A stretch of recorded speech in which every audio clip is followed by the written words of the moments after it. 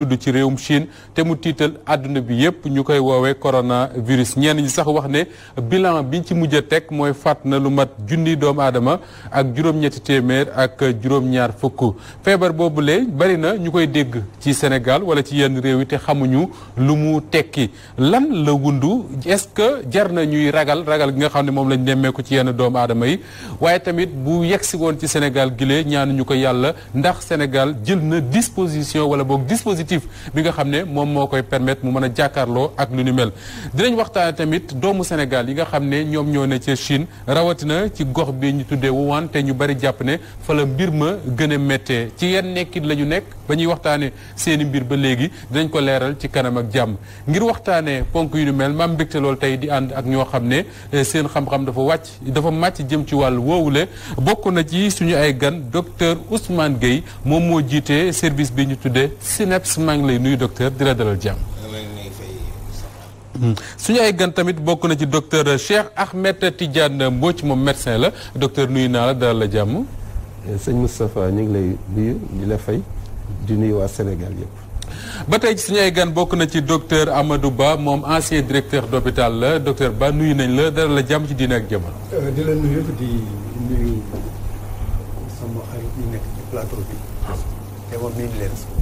jërëjëf ba tey ci suñu ay gan bokk na ci kii di El Hadj Malick Koli El Hadj Malick Koli moom teewam ci jotaay bi dafa am solo lool ndaxte dafa bokk ci waajuru Sénégal yi nga xam ne dañu am seen ay doom ñu nekk foofule ca dëkk ba nga xam ne moom moo ne ca Chine te ñu wax ne fa la feebar ba gën a méttee sëñ bi Coulibaly nuyu nañ la dara la jàmm yow tamit.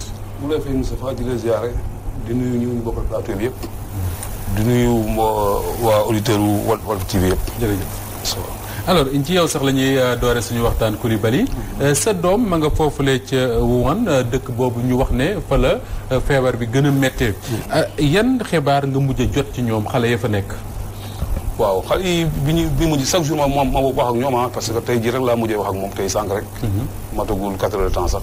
chaque jour dinaa ko wol ma 2 ou 3 fois. bon mais ñu ngi si jàmm ñoom. wax dëgg yàlla ñu ngi si jàmm quoi. mais problème bi mooy dañu tiit rek parce que xam nga feebar boo xamante ne chaque jour ku jëfee. muy rey ay junni nit. bon ay pas junni nit chaque jour que jëfee mu rey plus de 100 et quelques personnes. di wàll ay nit ñu bari plus de 1000 et quelques personnes. kon loolu jar naa tiit. d'accord voilà. soo leen jotee téléphone lan la ñuy waxtaan ak yow nu ñu nekkee foofu ñoom seen bopp. waaw nu ñu nekkee foofu mooy nekkoon bu doy waar boo xamante ne. nii daal est-ce que dañuy am nañu activité maanaam jàngi ñëwaat wala dañuy toog rek tëju. jàng amatu si réew mi depuis le 23 ba léegi. dafa tombé ñu nekk vacances. waaw seen nouvelle an bi. ñoom ñu waroon tijji le 7 février. waaw far affaire bi ñëw nag. ñu bloqué fu mu toll nii nit doxatu ci dëkk bi.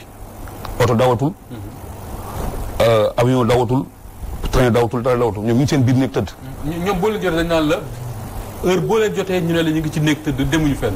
ñoom dañ ñemul génn léegi sax li gën a dee sax léegi dañu décréter benn état d'urgence. léegi chaque semaine. 2 heures de temps rek nga am 3 génn. dem defi say achat ñëwaat dugg. 2 heures de temps semaine bi yëpp 2 heures de temps ngay génn. ci juróom-ñaari fan yu ne. waaw dem def li nga jënd li nga war a jënd ñëwaat. duggaat dugg sa biir nekk. léegi. waaw léegi école yi fi nekk nag léegi ñu ngi leen dimbali ndawal mais temps yi ndawal la ko commencé manqué. ñu leen dimbali mais ñoo nga xam ne dañuy yor seen xaalis seen saa yi dañuy génn. dem dox 2 kilomètres parce que amul oto buy daw 2 kilomètres la ngay dox. dem supermarché bi jënd li ngay jënd ñëwaat. fukk lañ ak ñaar wala fukk ak ñett est-ce que dañu booloo nekk ci benn béréb wala lan la ci sa doom wax ci ñoom. non ñoom dañu nekku ci benn bërëb. bokkuñu fi ñu nekk déedéet. juróom ñoo xamante ne la ñoo bokk benn école bi ñu nekk. ñoom sorante wuñu trop. d'accord mais ñeen ñi des par 5 kilomètres am na ki si gën sori. mooy Cheikh Mbacke Amadou defe naa moom dem na presque ay 15 kilomètres. ay 15 kilomètres ak yeneen Sénégalais waaw ñeneen ñi ay 5 kilomètres. mais moom ak Ibrahima. ak Babacar Kane. ak kii Xadijatu Lo. am na jigéen ak mag yi am na ñaari jigéen. am na ñaari jigéen waaw ñaari jigéen ñoo taxaloo ñoo xaw a taxaloo nekk. ñaari jigéen beneen néeg moo dox seen diggante. d'accord waaw mais pour ñu gis seen sax problème la. fu mu toll nii kenn ñemeetul gis sa morom. léegi maanaam boo fekkee ne da nga soxla dara si man. da nga ñëw fëgg ma wax ma ko wala ñu waxante si WhatsApp après ma ñëw jox mais bu la ko jox sax damay fëgg rek tegaloo si buntu bi nga jël ko dugaat. ñu gisante voilà waaw. sama doom moom benn Mauritanien Mauritanien la bokkaloon nekk. mais kooku ñibbi na. depuis presque li mu mat 15 jours. d'accord ñibbi na léegi moom kese moo nekk ci néegam. doon nañu fi wax tamit ay temps ne njiitu réew mi yónnee na leen xaalis 6 millions 500 su ma juumul lan la ci sa doom wax xaalis bu ñu jot la mën ko utiliser wala. waaw xaalis bi man loolu sax Moïse Sarr moom ko njëkk a wax boobu affaire bi sax siwagul nii. boobu mu ma ko wax je crois le 31. Moïse Sarr mooy directeur des Sénégal de l'extérieur. waaw man ma ko wax le 31 janvier ne ma fu ma woo sax moom moo wax fu ma jël sama numéro. après dama ne sa fan laa woote si ñu wax sa doom moo ma jox sa numéro bi ma wooyee. di daal sama. xale yi sax yónni nañ leen xaalis ku nekk 1000 euros. 1000 astafurlah $1000. bon avant loolu sax ambassadeur si boppam jël na xaalisam moom. ambassadeur Sénégal ba nekk waaw bu nekk foofu jël na xaalisam. may ko xale yi 1 million et quelque. waaw ba xale yi ñoo mais saa boobu ñoom bëggu ñoon xaalis bi. parce que ñoom xaalis yi jiitu leen yitteel mooy ñibbisi. d'accord même ñibbisi rek moo la ñor. soxla leneen lu ñibbisi. mais Moïse bi mu lay waxee loolu. daf ma ko wax le 31 le premier le 2 ma woo sama doom bi mu ne ma xaalis dugg na sama compte xaalis mel nañu ko. dugg na sama compte waaw dugg na sama compte. loolu moom mooy leer na. waaw leer na jox na leen ko wax dëgg yàlla. jox na leen waaw jox na leen ko. alors yow mi nga xam ne waajur nga sa doom nekk à des milliers de kilomètres. yaayam j'imagine que mi ngi fii ak la famille. nan ngeen ni dundee ces événements là. waaw situation bi dañu koy dundee comme ni ko waajur yëpp dundee parce que xam nga sa njaboot moom bu nekkee bitim réew. surtout man mi nga xam ne dama fay dem tout le temps bi fa jógee yàggul. ah yow da nga doon dem Chine. dem naa Wuhan boobu dem naa fa. dem nga fa ci dëkk dem naa ba si Wuhan dem naa fa dama fay dem tout le temps. d'accord bon bu ma fa jógee yàggul jour Magal Touba laa ñibbisi. d'accord voilà laa ñibbisi dama fay dem sama dëkk la fu mu toll yàlla daf na dama ko. kon dëkk boobu moo miin la. waaw commencé miin tuuti daal. miinatu mu ko baax parce que yàlla daf na commencé na fa am ay xaritu chinois ak lépp. ok bon ba tey rek ak démb yëpp ñu may envoyé message naa ma kan ngeen ñëw man la ñu moom da ngeen ñëw xalaatoo ko.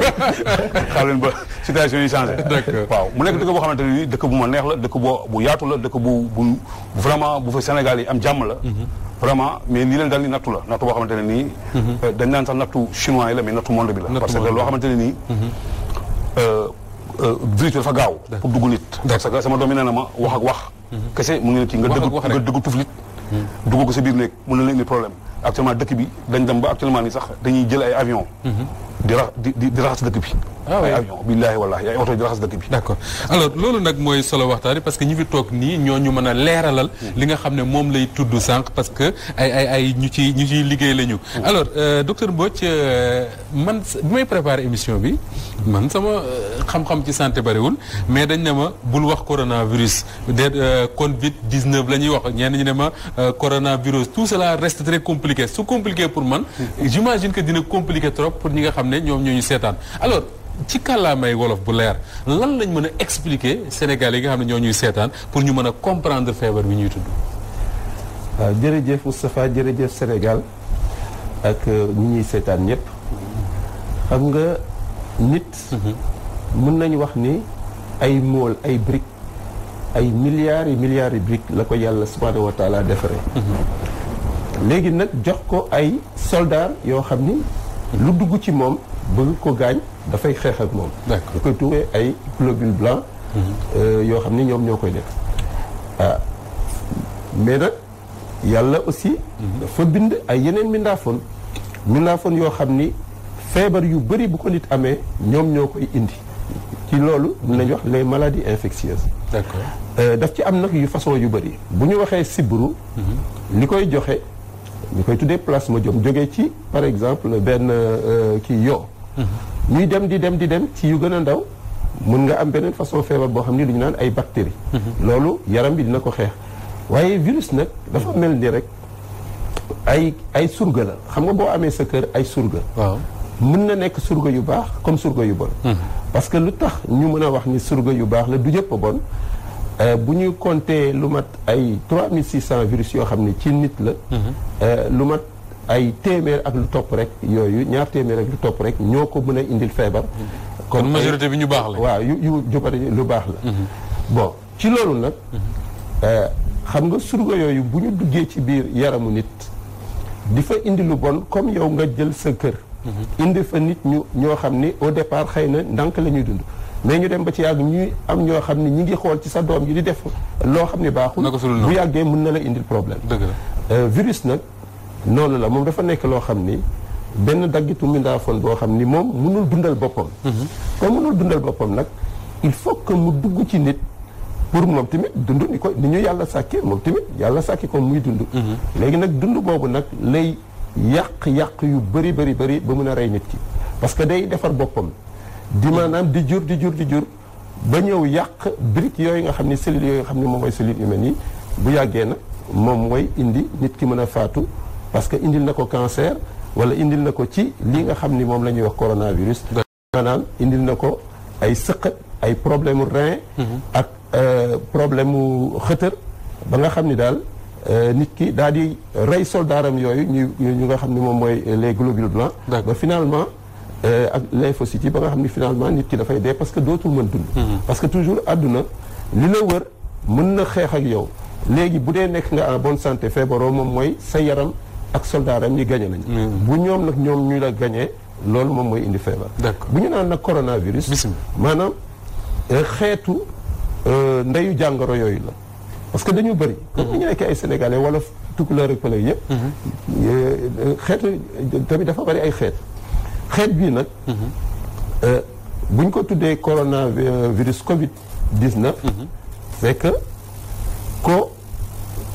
moom mooy virus la parce que moom mooy ndeyu jàngoro bi noonu lañ ko tuddee corona ba pare 2019 xam nga ci décembre 2019 la génn donc moo tax ñu tuddee ko noonu am na sax ñu ko jëkkoon tuddee mais ñu ko ay virus su Chine ak yooyu ñu xam ne yooyu baaxul ay yooyu ñu waruñu ko moomale kenn waaw waruñu ko moomale kenn parce que loolu day indi problème ñu tuddee ko noonu ba nga xam ni mi ngi fi léegi nag ni muy wàllantee ak ni muy ñëwee ni mu ko waxee léegi bari na ay façon waaye xam nga boo amee grippe waaw moom grippe ñoo xawoon waaye grippe mën na bañ a reyee mais grippe boo xam ni mën nañu wax ni grippe buy reyee la parce que xëy na xeetu arme yi nga xam ni moom la virus boobu am xeetu mégaphone boobu am xëy na virus bi nga xam ne mooy grippe du ko jox mu am ko mais pourquoi Chine parce que fa ñu dëkk la wala ñuy lekk la lan pourquoi Chine waaw jërëjëf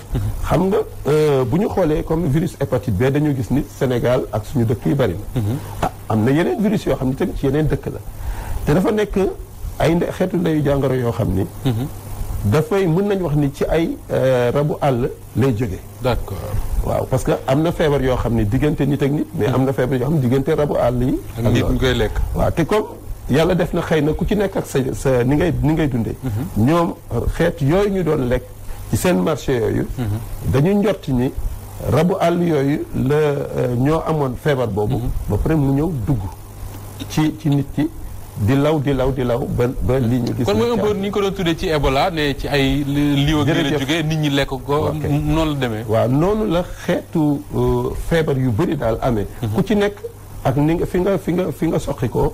ak boo ñëwee ci nit ki ni ngay yàq yaramam.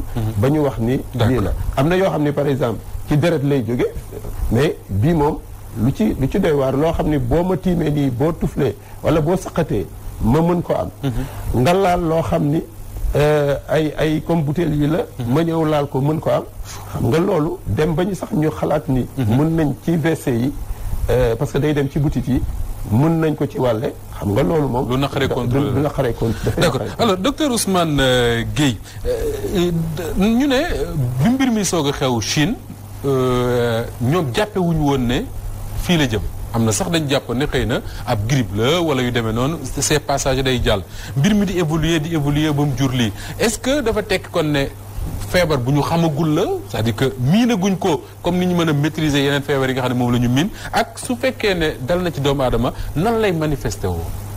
waaw jërëjëf Moustapha. nuyu leen ziar leen. nuyu ñi ma toogal ci plateau bi sama grand ba Coulibaly di ko masaw di wax la ni ñun ñëpp ay borom kër lañ ñuy sénégalais donc mel na ni tey ñu ni suñuy doom ñoo nekk wa donc lépp loo xam ni métit la rek ñu ngi koy bokk di leen ñaanal jàmm di leen ñaanal ñu itam ñu fa nekk am jàmm et di wax di coronavirus ay virus la xeetu virus yoo xam ne dañu am corne loolu moo tax ñu naan coronavirus. voilà mel ni couronne nii boo ko gisee moom ay kii ñu naan ko coronavirus. très bien loolu départ bi ñu ko gisee 12 décembre 2019. 12 décembre 2019 d'accord nga lu récent la. moom ci lañ ko découvrir waa ci marché fruits de mer. fruits de mer. waaw fruits de mer lañ fay jaay. mais boo nee ci lañ ko découvrir ça veut dire que existé wul woon avant. wala non. d'accord auparavant xamuñu ko woon. forme bi xamuñu ko woon. d'accord moo tax tout au début. ñi tuddee ko 2019 nCoV. 2019 nouveau coronavirus. bi ñu demee ba ci biir. OMS tuddee ko léegi Covid 19. Covid 19. Covid comme coronavirus. D comme disease mooy feebar. ci anglais. 19 muy 2019. année 2019 léegi tur boobu lañ ko jox. d'accord tur boobu lañ ko jox. mais boo xoolee coronavirus 2002 xeet googu amoon na Chine. 2002 ñu tuddee ko syndrome respiratoire aigu sévère. mu faatoon ñu bare. mais mu ñi gisoon ni ci chauve-souris la jóge. chauve-souris mooy njugub waaw mu dem ci nit.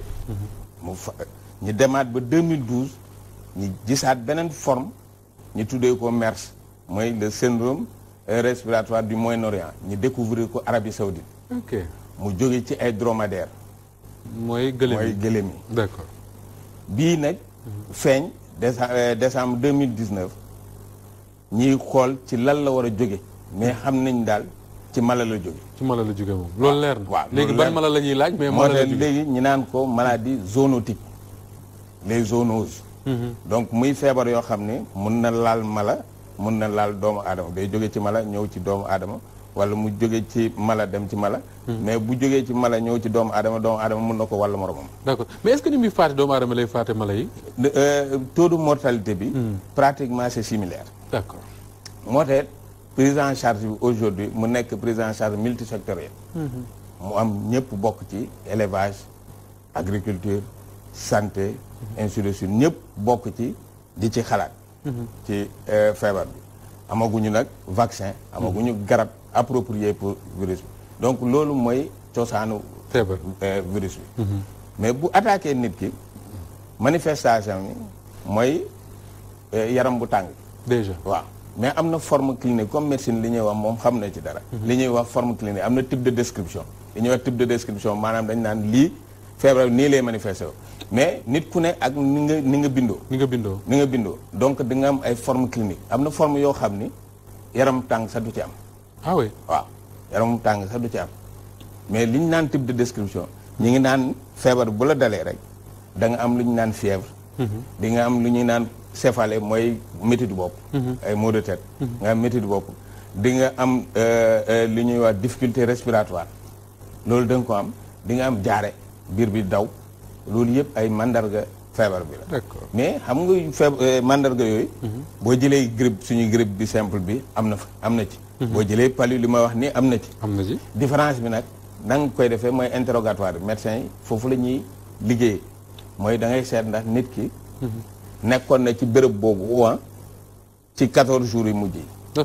ça veut dire quoi en termes clairs docteur Ousmane. xam nga virus bi dafa am li ñuy wax incubation. waaw période bu muy nekk ci yaram nit ki te du indi feebar du manifesté wu. mais mu ngi ci yaram nit ki di développé ba muy. mat 14 jours waaw ba muy mat 14 jours. normalement sax li ci études yi ñu ngi wax 3 ba 5 jours. mais pour prudence. 14 parce que gisoon nañ ko ci beneen coronavirus muy MERS. pour prudence yóbbu ko ba 14 jours. donc 14 jours yooyu bu matee rek te nit ki génnewul benn manifestation ak yooyu dañ naan. vraiment amul feebar. donc yaa ngi def interrogatoire di xool na nit ki jógee na ci zone épidémie boobu. d'ici 14 jours yi. ou bien am na contact ak koo xam ne amoon na feebar. contact étroit. ou bien mu ngi woon ci bërëb hôpital bu ñu daan fajee. ñu mel noonu nga question yooyu ngay posé nit ki pour mën a xalaat ni kii. ak lii mu am nii ak li ma ko posé question. te mu répondre ko mu méngoog loolu. donc war na mën a am lii ñu jël ko isolé ko soo ngay def prélèvement. xool ndax am na doomu jàngoro bi après soo ngay commencé traitement. ça veut dire quoi que ni tey bu nit présenté woon ci kër docteur. ñëw yaram way tàng bopp bi métti et tout docteur bi su toogee waxtaan ak moom gis ne les 15 derniers jours wala 14 derniers jours yi nga xam ne moom la ñu génn gisul fenn foo xam ne am na fa contact ak fu maladie bi nekk mën nañ dalal xelam ne. mën nañ dalal jotewul ak loolu dara leneen. d'accord seet leneen exactement. dafa naan loolu lu am solo la. c'est pour montrer que nit ñi du dama soj rek wala moo commencé sëkkat ak yooyu rek ñu daw ma. déedéet te fekk jógewuma Chine ànduma kenn ku feebar nekkuma woon ci benn hôpital boo xam ne dañ fa daan faje faj ñu mel noonu donc vraiment awma symptomatologie boobu beneen façon feebar laa yor donc loolu mooy vraiment manifestation clinique feebar. Très bien alors loolu leer na docteur Amadou Ba est-ce que li nga xam ne moom la ñu gis fan yi muy en tout cas c'est un sentiment muy mondial réew boo dem moom la ñuy waxtaane est-ce que ak explication yi ñu fi joxe ne yëpp am nañu raison tey ragal maanaam di tiit fu ñu toll ne mën na fee dugg mën nañoo dal nangam ak nangam wala lu ñu exagéré la. Merci beaucoup Moustapha. dama yaakaar ne mën nañ tiit comme mën na bañ a tiit. mën nañ tiit parce que c'est un fléau mondial. Déclenché wu ne au niveau de la Chine. Aux dernières nouvelles. nee na on était presque à 43 000 cas. Plus de 43 000 cas. Et qu'il y avait également plus de 1000 cas de décès. Et que am na ñoo xamante ne sax commencé nañ tiit. Organisation mondiale de la santé. Décréter une urgence. tuddee ko sax une urgence sanitaire internationale. Du moins de portée internationale. xam nga urgence sanitaire la wax warul urgence médicale. ci kaw loolu ñëpp war nañ mën a tiit surtout rythme de propagation bi au niveau international. mais ñun waruñu tiit. parce que au Sénégal au moins on a encore les dispositifs encore qui sont mis en place et qui sont en alerte. dinañ ko yaatal léegi. boole ci. amaguñu un cas en Afrique. un cas avéré génnagul en Afrique. mais li leer mooy en Océanie. aux États-Unis comme en Europe. commencé nañ génne foofu ay cas. bi ñu tuddoon Égypte nag. wala c'est pas confirmé. c'est confirmé maintenant. voilà boobu maa ngi koy soog a yëg. maa ngi soog a yëg ne c'est confirmé mais dans tous les cas c'est pas encore propagé en Afrique comme ni ñu ko waxee. war nañ tiit c'est parce que rythme de propagation kii bi dafa gaaw. moo tax sax ñu def une quarantaine au niveau de la Chine. waruñu mën a tiit c'est parce que soo xoolee la population de la Chine rapportée au cas réellement identifié, le rapport est faible. Parce que c'est des milliards de personnes. su ñuy wax 40 000 boo defee le voilà. Le rapport est très faible. su ñu jàppee également que pratiquement yeggseegul en Afrique de manière effective. mën nañ bañ a tiit parce que simplement nos pays sont en alerte et l'Organisation mondiale de la santé également a mis justement la main à la pâte et également entré dans la danse. Parce que dafa ne c'est une urgence sanitaire de portée internationale te yokk na ci sax de santé publique. donc gis nga c'est pas purement médical parce que les deux médecins am na lu ñu ci wax léegi te nu leeral ko.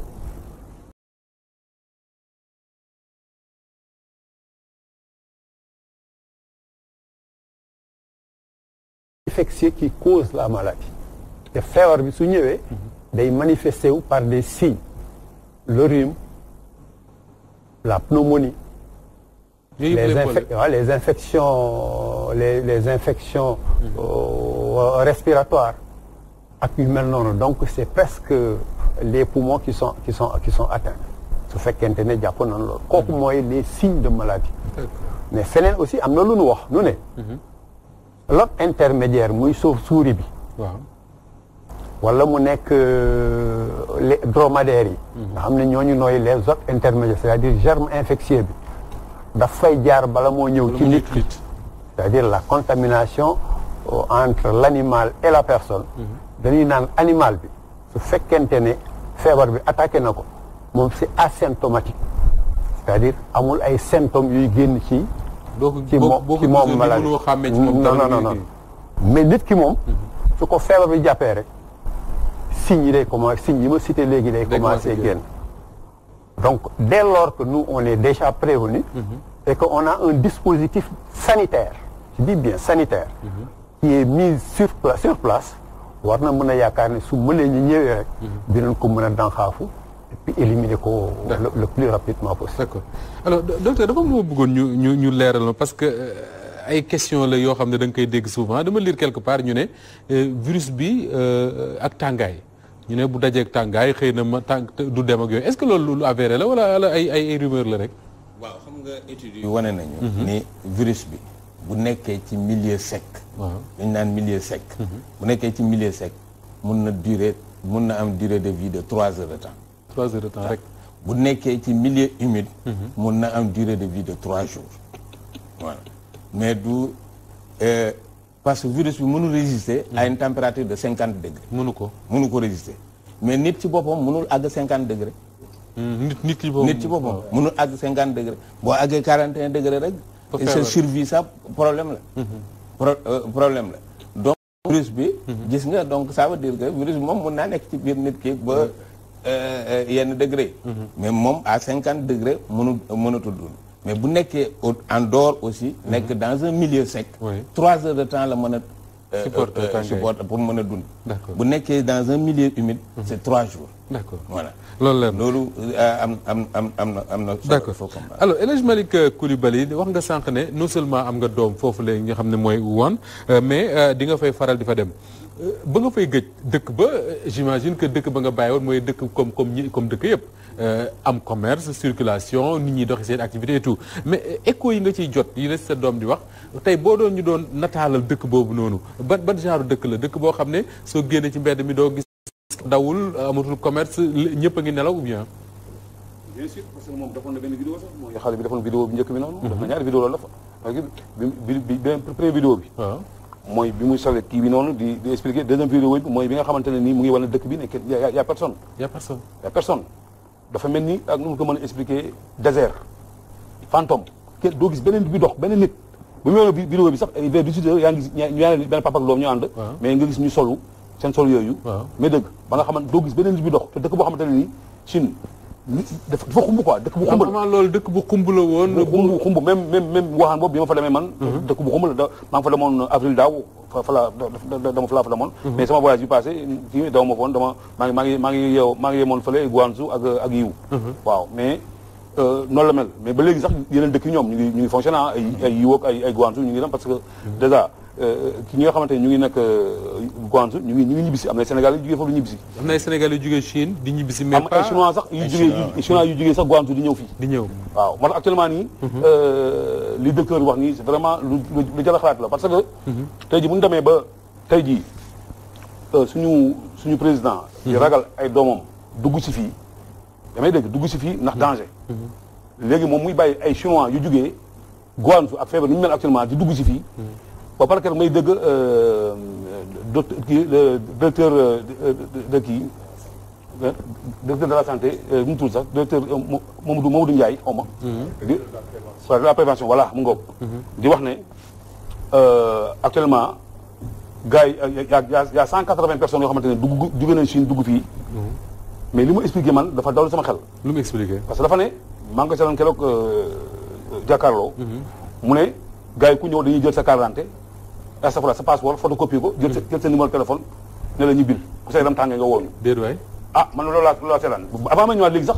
li tax dama xawoon tardé dama tiit quoi pour tardé parce que xam nga pour la première fois ñu may invité si affaire yu mel nii bon xaw ma pour ma tardé 5 minutes sax day garaaw moo tax gisoo dama teel a ñëw ay moyen kii dama fekk dama ko seetaanaat parce que bugguma di wax loo xamante ne leeruma mais dama yaakaar ne doomu aadama nan nga mën a jógee ci dëkk boo xamante ne nii parce que maa ngi dégg kii Bamba Ndiaye kii Oustaz Bamba Ndiaye di wax ne yonente bi dafa ne dëkk bu affaire dafa am feebar nit war a fa jógee di déplacé wu dafa la toog foofu loolu la wax bu fa dem nit tamit war a fa dem waaw léegi nag ñun dëkk boobu Chine ci boppam moo am problème boobu am na dëgg la province u Hubei mooy Wuhan foofu la affaire bi mooy épicentre bi fa la feebar bi nekk loolu ñëpp xam nañ ko mais si biir Chine am na ay cas yu mel noonu am na yeneen cas ci yeneen dëkk Chine yi bien sûr ñaata ñu koy dégg mu am na yeneen cas yi benn mais xam nga ñuy ñëw fii ci dëkk yooyu la ñuy jógee wóorul xam nga problème bi mooy gis nga maanaam même bu fekkee ne dañuy ñëw bu fekkee ne dañuy ñëw parce que fii lañ nekk ñooñu ci lañ nekkoon dañ demoon vacances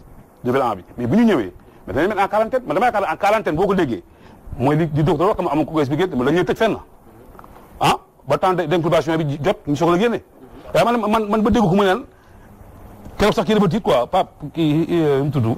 Papis Diaw. la ko mais docteur man nga xam tiital na ma de yow sa quarantaine mooy nga jël photocopie passeport am. photocopie ko jox jël numéro carte bi da ko seeram mu tàngee. mais yow kooku ren mu bu tàngee doomam bu koy may ndox sax mën naa dee.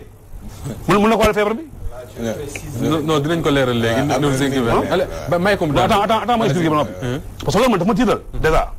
sama doom te wax na ma ko ne la ma papa mu ne ma li ma jaaxal mooy moom njëkk wax sax dama boobu léegi man na 15 jours la ma actuellement nii Macky Sall mu ngi bañ ay doomam ñëw fi di ragal peut-être ñu contaminé te ñun dara jotuñu. feebaruñu dara jotuñu. moom mën na ci dëkk boobu moo la wax loolu. moo wax loolu mais mun ma actuellement nii. parce que loolu jar na leeral mooy xale yi fa ñu nekk feebaruñu. dara jotul leen. d'accord mais dëgg. wallahi lazim dara jotul leen. mu ne ma. actuellement am na ay chinois yu dugg man ma ko wax te ñu ko wax ñu dugg man la koy mu ne ma vérifier leen am na ay chinois yu dugg actuellement si biir Sénégal ak ñi jógee Chine ñoo xamante ne du ay chinois ay sénégalais lañ du jógee foofu mais ku ci nekk feebar mën na la jàpp. d'accord léegi ñu ñëw du dugg ci réew mi ñu ne quarantaine bi mooy jël sa photocopie passeport jël sa quarantaine. man quarantaine boobu man maa ngi soog a dégg man xaw ma. alors docteur mu leeral. loolu mu wax. mu ne su chinois bi ñëwee biir Sénégal. dañuy jël numéro carte d'identité am xool fi mu dëkk ak yooyu. donc c'est une identification. à ne pas confondre ak mise en quarantaine gis nga mise en quarantaine. c'est une disposition sanitaire bi nga xamante ne bi. Organisation mondiale de la santé moo ko imposé. te xam nga lan mooy quarantaine mooy isoler un malade qui a une maladie contagieuse pour une durée de 40 jours d'ailleurs c'est le mot 40 même moo waral lu nekk une quarantaine. est-ce que quarantaine mën nañ ko boole ak isolement. wala bokkul ba léegi bokkul ci yéen ci ni ngeen di waxee. yéen médecin du benn. mise en quarantaine. d'accord mooy isolement. c'est-à-dire éviter le contact entre ce malade et les bien portants. C'est pour éviter le contact xam nga docteur wax na léegi que la transmission se fait par le contact ou bien par l'éternuement, c'est-à-dire par les particules c'est-à-dire la voie aérienne. D'accord. Wala le contact. D'accord. Mais nit ki nag su am fekkente ne mu ngi nekk en période d'incubation, c'est-à-dire les 14 jours ou bien c'est-à-dire développer gul maladie bi ou bien déclencher na la maladie kooku pour éviter que la maladie ne se propage muy dem di wàll ñeneen da nga leen di mettre en quarantaine. C'est là où j'appuie la thèse de monsieur Ki. C'est-à-dire que nit koo xamante ni kii jóge na ci une zone déjà contaminée kooku la réglementation sanitaire internationale dafa bëgg kooku nga teg ko d'abord de côté observer ko. donc jël passeport am ak yooyu doyul. non passeport lan la passeport c'est un document administratif. Kese. alors que la maladie c'est l'individu. c'est pas le passeport. donc c'est l'individu ngay jël d'abord teg ko de côté mettre ko en observation pendant quelques jours ou bien pendant quelques heures seet ndax mu ngi développer feebar bi waaw wala déet. mais su fekkente ne ni ko sëñ bi waxee noonu lañ ko defee. c'est un risque et c'est un danger public parce que ces gens-là c'est des porteurs potentiels du germe parce que ils viennent d'une zone contaminée. D'accord. loolu lañ bëggoon la alors docteur Mbodj est-ce que ñi ngi wax ci transmission bi jot nga jee wax tuuti mais il faut que ñu leeral ko ci Sénégalais parce que li mu wax dafa am solo bari ñu commencé di wax chinois yi am na sax benn vidéo bu fi circulé il y a quelques jours là ba autorité ñu mujj ñëwaat naan amul benn chinois bu fi dugg bu am cette maladie là dégg nga li mu expliqué sànq ne moom moo dégg ñu wax ko ne am na ñu fi dugg jóge ci réew yooyu duñu wax ne dañ ko am mais en tout cas dañ leen a bàyyi ñu dem ñu jël seen numéro passeport yu dem noonu est-ce que ci mode de transmission bi ça veut dire que ne tey nit ki nga xam ne moom tëddul deful dara yaramam tàngul deful dara même bu jugee Chine amul benn danger wala ak ku mënti doon rek mën na représenter un danger. waaw xam nga. feebar yi buy ñëw. waaw dafa am fu mu soqeekoo. te fi mu soqeekoo foofu dafa am solo. ñu koy tuddee épicentre. xam nga feebar bu ñëwoon jógee Dakar bala ñuy wax Ndar dañuy wax waa Dakar ba pare. waaw parce que loolu aussi daf ci am solo. parce que bu ñu xoolee adduna bi yëpp bu ñu yëloon téeméer juróom-ñeent fukk ak juróom-ñeent yëpp ñi am feebar bi Chine moo ça veut dire donc Chine waaye ci biir Chine aussi bu ñu jëlee ñi feebar ñëpp lu ci ëpp comme ni ma ko waxee nii ci province waaye boobu la province boobu ni seen bi waaw loolu aussi dafa am solo mënuñu wax ni ku nekk fële ci capital ba fële dafay am même risque que ku nekk ci nga xam ni fi la jóge je pense que tamit autorité médicale loolu yëpp daf koy seggaat ko bu xoolee ni fii lay jóge mais disposition yi nga xam ne que ce soit même américains yi bu ñuy gis ñuy ñëw du ñu wax rek ku jóge Chine dañuy identifier zone yi nga xam ni zone yooyu foofu la maladie bi nekk et puis à partir de ce moment là nag ñu daal di teg ay mesures je pense que loolu quand même am na solo parce que rek bu dara am fii bala ñuy dem wax Ndar bien vrai que am na ñuy génn dañuy xool waa Dakar ba pare ni ndekete fii mbir mi fii la soqi ko je pense que loolu am na solo bon léegi nag bu ñu ñëwee ñu gis ñi jógee fenn ñu ne ñii nag nañu xool ba xam bon d'abord xam nga premier problème moom mooy incubation maanaam feebar bi mën na nekk ci nit ki toog fi fukki fan ak ñeent parce que c'est le maximum avant ñuy jéem a wax ni ci nañu bàyyi d'abord premier problème moom mooy loolu parce que mën nga nekk ay nit ñu ñëw toog ñu feebar te yow xamagoo ko da ngaa war a toog ba xaar waaye tamit fi mu jógee précisément ci dëkk boobu yow waan da nga koy jël en considération par rapport ak dëkk boo xam ne mën na nekk Chine te franchement kenn gisul du fa sax benn cas parce que pourcentage bi réellement ci dëkk boobu la absolument. est-ce que mën nga redétaillé waat ni nga ko defee woon sànq mode de transmission yi parce que expliqué nañ ni muy jugee ci bàyyi ma mën a dem ci doomu aadama mais diggante doomu aadama ak doomu aadama. waaw diggante doomu aadama ak doomu aadama. parce que ñi seetaan xëy na bu ñu déggee lool dinañ ci mën a jël ay dispositions. su fekkee ne dégg nañ ko fenn ci réew wala réew yi ñuy dem. parce que sénégalais dañuy tukki quand même. waaw xam nga tawat bi. day togg ñu koy tuddee incubation ci nit ki. kii sama voisin bi am na ko jox na ma ko mais yëgaguma dara. ma toog que ce soit ñaari fan ñetti fan ba fukki fan ak ñeent après ma commencé. di sëqat sama yaram tàng may am vraiment difficulté pour noyyi. Bon, c'est vrai que feebar bi nu muy gën a grave ça dépend aussi si.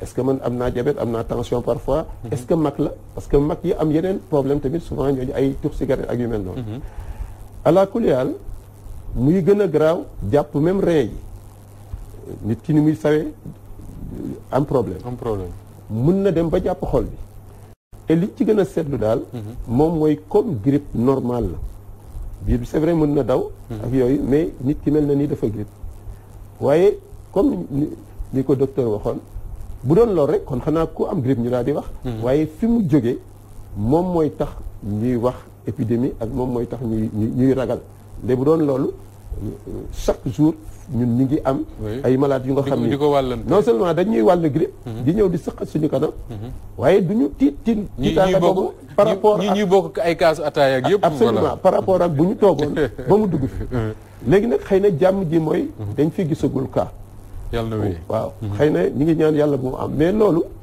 tamit lu tax li ngeen wax mën na am c'est que effectivement même bu dee 99% ci fenn la nekk bu doon sax 1% boo xam ne jóge na ci feneen rek ñëw ni muy wàllaate parce que benn nit mën na wàll ñaari nit ñetti nit ba ñeenti kooku tamit di wàllante donc pour mu jógee waat foofu nekk dafa d'accord alors docteur Guèye lan lañ mën a leeral ci déplacement yi nga xam ne moom mooy am ci diggante réew ak réew parce que tudd na ko sénégalais yi bari na ci ñoo xam ne dañuy dem Chine parce que seeni affaire fa la nekk ñii ne ci commerce ñii ne ci leneen ak leneen ñooñu demuñu province Wang boobu nga xam ne fa lañ wax ne fa la mbir ma amee ñoom ci yeneen gox Chine la ñu dem am na ay chinois yuy jóge Chine ci yeneen gox di ñëw ci Ndakaaru alors est-ce que tey les déplacements gis nañ ne réew yu bari léegi dañ koy contrôler surtout réew Europe yi en tout cas réew yu am doole yi est-ce que tey war na tax ñu ne suñu réew mi képp ku fi wàccati ak koo mënti doon soo jugee ci gox yooyu la dañ lay isolé ba xam lan moo ne ci yow wala déet wala àggaguñ foofu. non en fait je crois que. dañu war a préciser. allez-y ñun en tout cas en médecine.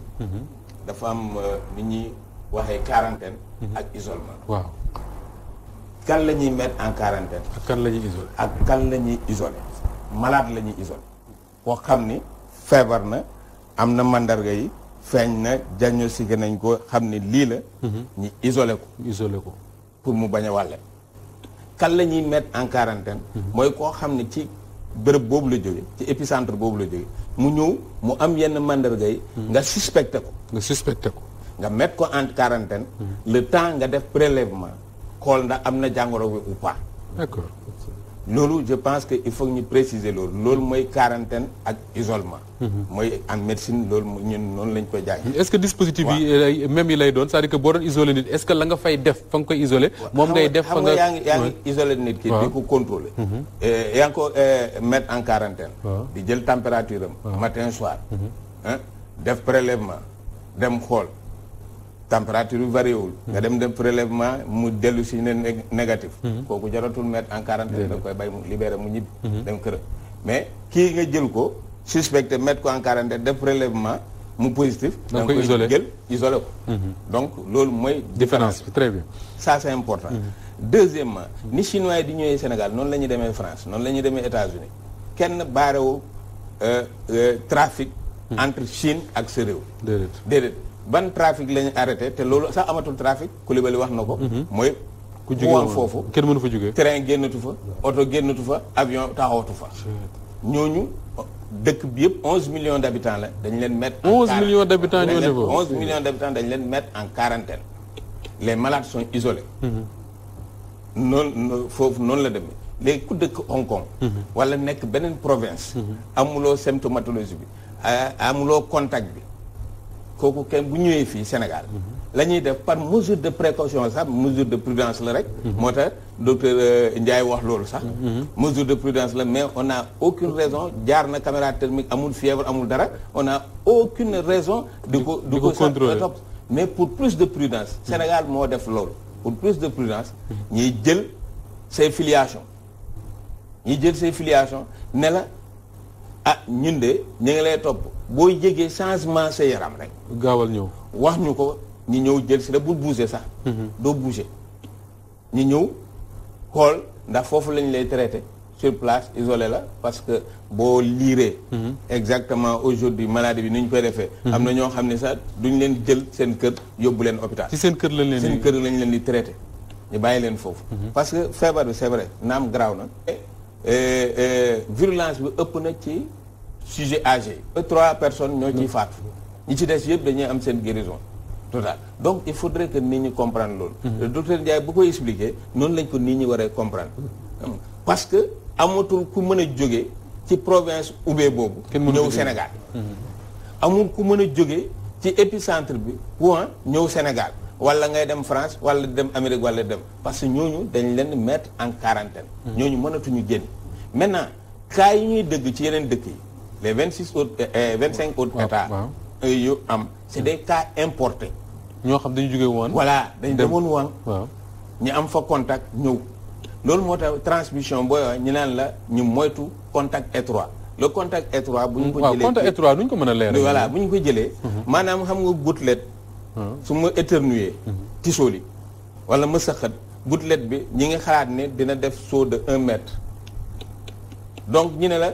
nga sori malade bi plus d'1 mètre boo nekkee moins d'1 mètre rek c'est un contact étroit ok loolu la nit ñi war a comprendre ci feebar bi c'est vrai que feebar bu bees la mais gëstu bi bari na ci scientifique yi dugg nañ ci xam nañu feebar bu baax ñu ngi koy jéem a circonscrire waaw je crois que loolu il faut ne nit ñi leeral ko moo tax ñu naan la contact ñiy wax aussi ci lekk bi waaw muy yàpp muy nen comme ñemewul tàngaay ñu ne la togg ko ba mu ñor booy togg yàpp nga togg ba mu ñor nga togg ba mu ñor d'accord nen nga togg ba mu ñor laata nga koy lekk ñu ne la aussi booy tisooli wala di ñendu ak yooyu nga jël mouchoir à jeter nga ñendu ci te boo paree nga def ko ci poubelle doo ko sànni n'importe où parce que wax naa sànq ci njëlbeen ni virus bi dans un milieu sec mun na def 3 heures de temps du dee dans un milieu humide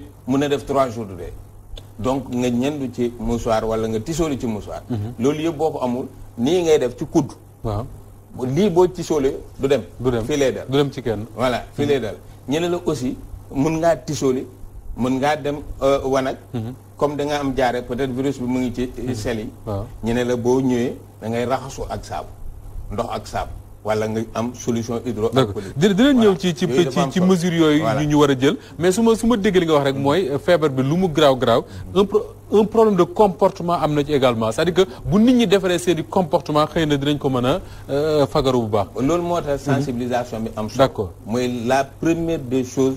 mooy communiquer sensibiliser jàngal askan gi nan la ñu war a comporter wu. très bien alors docteur Ba communiquer sensibiliser c'est important mais est-ce que tey li mu wax nii bu ñu ko déggee on peut se dire que finalement amul benn danger que des Chinois wala des Sénégalais de Chine jóge foofu di ñëw ci réew mi.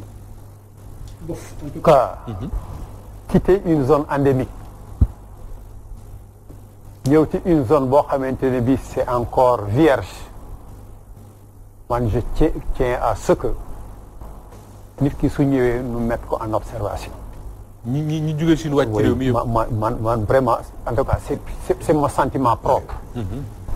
Parce que dès lors soo ko xasee ba bàyyi ba mu dugg en contact avec la population. su fekkoonte ni il était porteur dès le premier contact il peut propager la maladie. Donc pourquoi ne pas le mettre d'abord en observation, mais c'est une mesure de sécurité tout court, c'est-à-dire une présomption. Mais il y a une présomption que par exemple il est contaminé, voilà, il n'est pas contaminé. Tu le mets en observation, ça ne te coûte rien. Justement yaa ngi wax sant ko mais est-ce que suñu réew mi am nañu lu ñu mën a permettre képp ku jóge Chine wàcc fi wala chinois bu jóge Chine ak Sénégal ñu mettre là en observation est-ce qu'on a les moyens? Non dama doon wax léegi non je termine je termine dama doon ne terme bi aussi parce que zone d'endémicité ak zone épidémique du benn. Endémicité mooy lan mooy maanaam feebar baa ngi fi comme par exemple boo jëlee paludisme tey nga ne moo demee Casamance zone d'endémicité la donc palu bi dafay nekk 12 mois sur 12 boo demee Kaolack zone d'endémicité la mais wute na ak Dakar Plateau. li xew Wuhan mi ngi jàpp dañ naan épidémie la wala zone d'endémicité la. C'est une je précise. xam nga wax naa la sànq. Dans mes interventions préliminaires que nous sommes un pays boo xamante ne bii le dispositif sanitaire est très dense. Nous avons déjà ce qu'on appelle une police sanitaire aux frontières. Muy frontière terrestre, maritime ou aéroportuaire. fépp am na une équipe de santé publique bu fa nekk, notamment le service d'hygiène. Le service d'hygiène a ses tentacules juste au niveau de toutes les frontières, aériennes, maritimes comme terrestres. Et que tous les voyageurs qui arrivent, non seulement dañuy descendre dans le bateau, dans l'avion ou bien dans le véhicule pour faire des visites, mais également les personnes, les voyageurs, dañ leen di en même temps vérifier. Foofu la ne. suñu leen vérifier ba pare. au moins waroon nañ mën a ajouter beneen dispositif boo xamante ne bi moom l'arrivant dinañ ko teg en observation xool est-ce qu'il développe la maladie oui ou non. C'est par mesure de prudence. Je ne dis pas que dañ koy mettre en quarantaine. 30 jours. Et ça je signe. Je persiste et je signe. La mise en quarantaine c'est bien un isolement pendant une durée de 40 jours du deñ. Et ça c'est l'Organisation mondiale de la santé qui l'a défini, c'est pas moi. C'est pas un autre. ci wolof. Organisation mondiale de la santé moo ne lii la lépp quarantaine mooy isolement pendant une durée de 40 jours koo xamante ne ki suspecté nañ ko wala sax détecté nañ ne il est déjà malade de kii. Le cas par exemple de la tuberculose au temps du léegi au temps de la lèpre bu njëkk parce que tey nu ngi wax le coronavirus. Mais danoo fàtte ne autant il y avait la lèpre, il y avait la peste, il y avait la tuberculose, il y avait le choléra qui étaient des maladies redoutables. su ñëwee rek dañ lay mettre en quarantaine. Avant la mise en quarantaine, on te met d'abord en observation ba déterminer effectivement la maladie. Si la maladie n'est pas déterminée, si le diagnostic n'est pas effectivement posé, jarul lu lay mettre en quarantaine. jarul lu lay def en quarantaine puisque la quarantaine c'est 40 jours. kon nag li nga jàpp mooy par mesure de prudence. par mesure de prudence. ku wàcc ci Sénégal nga jugee parce que waanoo kenn mënut fa jugee. on t'identifie ak foo mënti jugee ci Chine soo ñëwee dañ la war a identifier. comme c'est une zone boo xamante ni bii déjà. la maladie s'est développée. même su fekkente ne c'est circonscrit dans une zone. Oui. c'est tout le pays aujourd'hui qui est suspect. c'est toute la Chine. xam nga pourquoi ma wax ko. danoo ne la transmission. c'est de l'animal à l'homme ou bien de l'homme à l'homme par le contact. Nous ne c'est une sécrétion animale. Qui est à l'origine. Mais l'animal n'a pas de frontières. kenn mënu ko isoler moom. Le virus n'a pas de frontières. La Chine c'est un territoire. Est-ce que Wuhan rek la ñuy naan virus bi yemal fii. Est-ce que le porteur. c'est-à-dire naka lañ ko tuddee le porteur intermédiaire. le porteur de virus. animal bi. waaw. nit ki mën nañ ko téye mais est-ce que l'animal mën nañ ko canaliser. l'animal mënuñu ko canaliser le virus mënuñu ko canaliser encore que la transmission elle est aérienne. donc c'est pas seulement Wuhan qui nous concerne mais c'est tout le territoire chinois qui doit nous concerner. pour élargir justement notre terrain de recherche. D'accord. Tout individu et ça man maa ko xalaatal sama bopp. et je pense que c'est très pertinent. et c'est juste. képp koo xamante ni jógee nga Chine ñëw fii. waxuma la automatiquement nan la mettre en quarantaine waxuma la nan la isoler. mais dama ne identifier ba pare nga mettre en observation. et c'est plus prudent. mais soo ko libéré nga bàyyi ko nga jël identification ba pare nga dem ko. et si par extraordinaire il développait la maladie. et que woowu la wala ñëwul. non même su la woowee. et s'il avait développé la maladie. Ebola. dañ doon wax ni. le seul cas qui était identifié au Parcelles Assainies.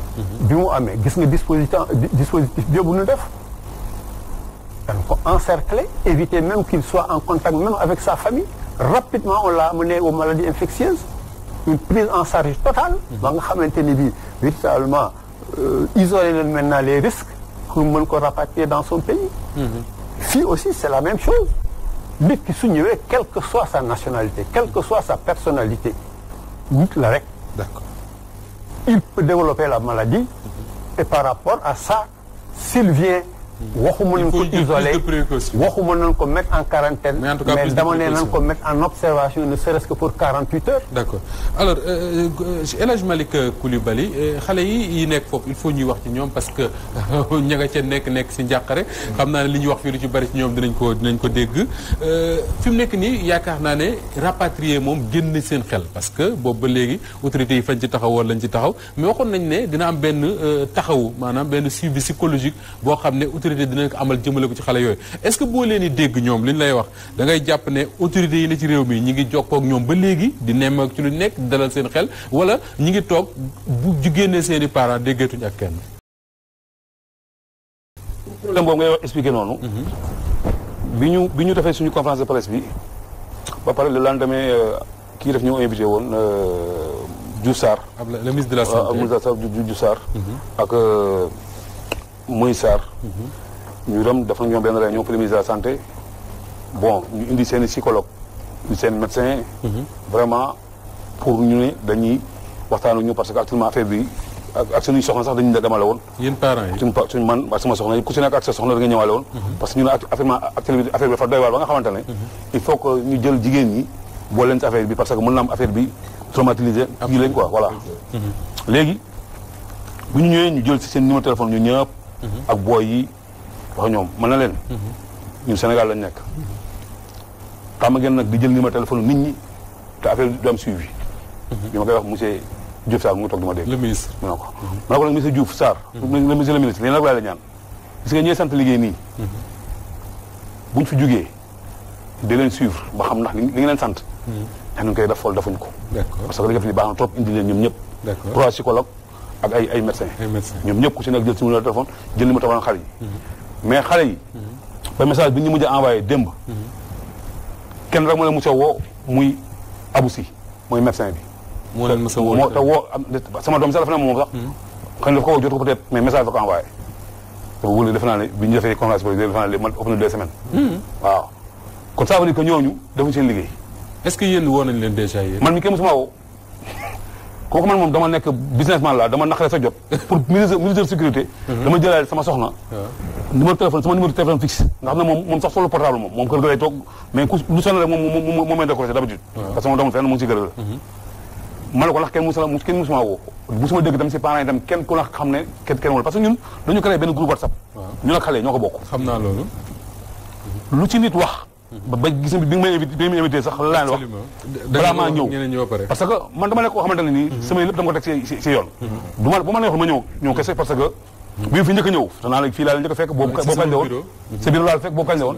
le 31 xaw ma le 2 man dama teel a jóg si affaire bi mi si jóg kenn jógoo ci. bokk nga sax ñi tax man affaire bi sensibiliser ma parce que au début dama ko doon dégg ni ko ñëpp dégg rek. mais bi nga ñëwee sama bureau wax ma. xale yi nañ fa nekkee ak situation bi laa ne lii jëlu jar a waxtaan la. yàgg na non parce que boobu. en fait booy bi sama doom bi le 22 laa ko woo. message yaa ngi fi mën na la ko teg nga déglu ko. bien sûr ma ko wooyee jëlul ma envoyé ko audio tontuwul ma tiit parce que boo dama dégg affaire bi quoi. ku njaboot rek ma tiit. bon le lendemain le 22 le 23. man xaaral ma woo ko si wiccatam parce que foofu dañ ko am wiccat quoi. wiccat ñoom la mën nañu utiliser de trop quoi. ma woo ko rek jot ko ma ne ko mais yow sama rek dama dëgg tiital nga maa lay war a jotuma la mu ne papa lan la ma ne ko non dama dëgg fa dafa mel ni fa wul fa génn mënu ma non yéen daw tiit papa fii affaire bi si yóbbu fi sax quoi. ma ne ko mais nga wax ñu parce que ñu fi doon lañu tiit. maa ngi tiit sax di la envoyé pour ma sama kii bi du ma WhatsApp bi du ma ko xool lu bari.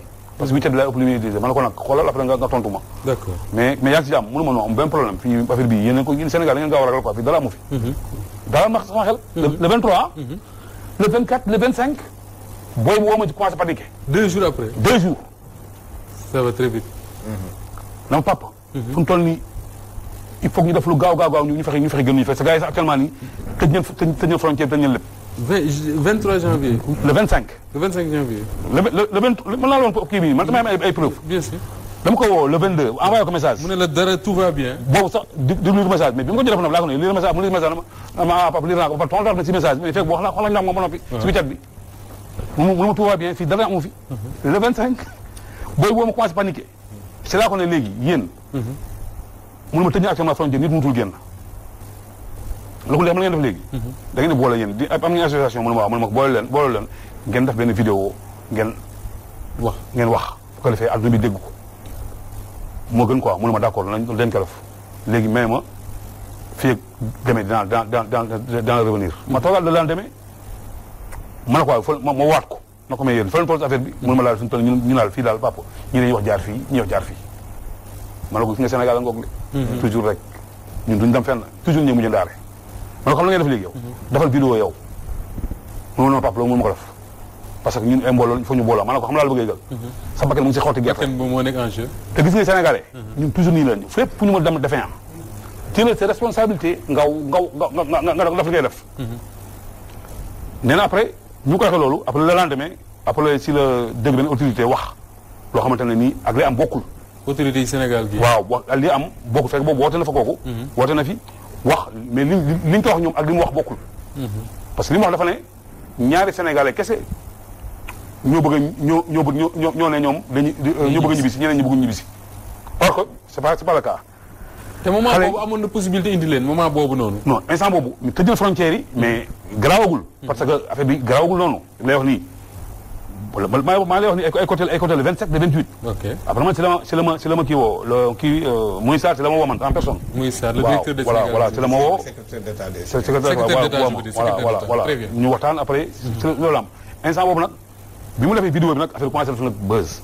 nit ñi nag commencé nag introduire affaire bi. xam ne mbir mi grave. mais léegi nag instant boobu bi ñu paree nag bi ñu affaire bi amee. man si la 2 jours xam nga après def naa boobu si laa ñëw fii après. waaw bi ma ñëwee fii après. ba échangé rek kii sama numéro téléphone bàyyi sama carte de visite après ñun woo ma bi ñu ma wooyee fekk boobu maa ngi demoon Sokabek. di ñibbisi la ma Issa Tine envoyé benn message. fekk boobu dama fàtte taal sama connexion. bi ma ñëwee bay génn Kër Massar ma fàtte sama connexion taalu ma ko de ma taal ko rek gis message Issa mënu ma yow xanaa déglu le président wax ma ne ko président lan la wax ma woo ko direct quoi naka lan la mënu ma maa lay envoyé vidéo yi li président wax moom mu le président nee na xale ke mu ñu indi parce que amuñu moyen logistique ak yooyu demee noonu. rek ci la tiit nag dawaat ñëw fii. ngoon googu kay bi nga fiy ñëw moom. waaw ci la tiit bu may deuxième fois ma fi ñëw. fekk boobu njëkkoon naa def émission ak ñoom Sandiogou. si Wasaxlaat. waaw talk show très bien. boobu defe naa maa ngi ko def ay le 24 le 25. man affaire dama ci teel a jóg ah. Sénégal la ñuy yéex a jóg. ñun moom Sénégal nii rek la toujours derrière. mais est-ce que boobu ba léegi yaa ngi wax sànq ne ñi leen booleloon médecins yi ak psychologue yooyu de. woowu ñu leen te xale yi tamit wax nañ ne jotuñu leen. est-ce que loolu fexewee ngeen ba duggaat ci nopp ministre bi que ne li ngeen waxante woon ci réunion ba respecté wuñ ko. non wala amu leen benn contact ak ministre bi. non suñu porte-parole bi moo amoon contact ak ministre ak kii nu tudd Moïse Sarr. Moïse man maa ngi numéro sax man vraiment moom numéro nëbbu ko kenn. voilà moom da lay wol direct quoi. maa ngi numéro mais man woo ma parce que kële moo doon jokkoo ak moom. te kële dafa voyagé il y a 3 jours. d'accord bi moo tax sax man actuellement nii man ma ñëw. moom dafa voyagé il y a 3 jours. alors ñu wax ci rapatriement parce que ñii li leen tiital docteur Mbodj ci la bokk. mooy ñoom seen i doom ña nga fa ñu ngi doon jokkoo ak ñoom ak yëpp. ñëw nañ fii ñu waxtaan ci ay yoon mais bi ñu déggee ne président de la république taxaw ne rapatriement moom mënul nekk buñ ko xalaat parce que amuñu moyens yu ko def ci lañ commencé tiit est-ce que rapatrier fukki doomu Sénégal ak ñaar yooyu la dafa nekk danger pour réew mi. en fait problème bi. xam nga chaque fois bu ñuy wax feebar bi. dañuy wax. ay yëg-yëg yoo xam ni yow da ngay wax mais lii mi ngi am fii toujours moom mooy mbirum grippe. waaye dañ ci yokk lenn. waaw loolu ñu jàpp ko ci dëkk yépp nag que ce soit comme OMS ni mu koy waxee que ce soit même américains yi. seen structure yooyu. CDC je crois lañ koy tudde waaw dañuy wax fekk nit ki jóge daal di wax dëkk bi waan ak yooyu parce que tamit épidémie buy am du rek ci feebar bi épidémie bu amee comme ni ko docteur waxee am na fi ay temps SRAS am ak bu Moyen-Orient bi ak yeneen Ebola bi mais dañuy wax ni feebar bi ay yëg-yëg la waaye fa mu soqee ko dafa am solo évidemment Chine nag bu ñu waxee ni mën na am sax moo ëpp Afrique occidentale am naa yaakaar ni bu ñu waxee ni ci benn partie la am ku jógee Afrique occidentale nga ni ko non doo ñëw loolu day poser problème dama bëgg a wax ni nañu xool ni mu toll mais nañu xool fi problème bi am léegi nag fi problème bi am bu dee par exemple structure sanitaire yi pour mu bañ a law ci àdduna bi yëpp ñu gis ni chinois yi def nañ quand même effort ay jóg daal di fexe ba tëj foofu pour mu mel ni lu doon bax ñu ni nañ ko muur pour mu bañ a exploser je pense que tamit loolu mënuñu ko ñàkk jël en considération parce que xëy na du question rek sénégalais mais question àdduna bi la parce que bu chinois yi def woon loolu ba mu tasaare ci àdduna bi ak ni mu yombee rey xëy na sax mortalité bariwul mais ni mu yombee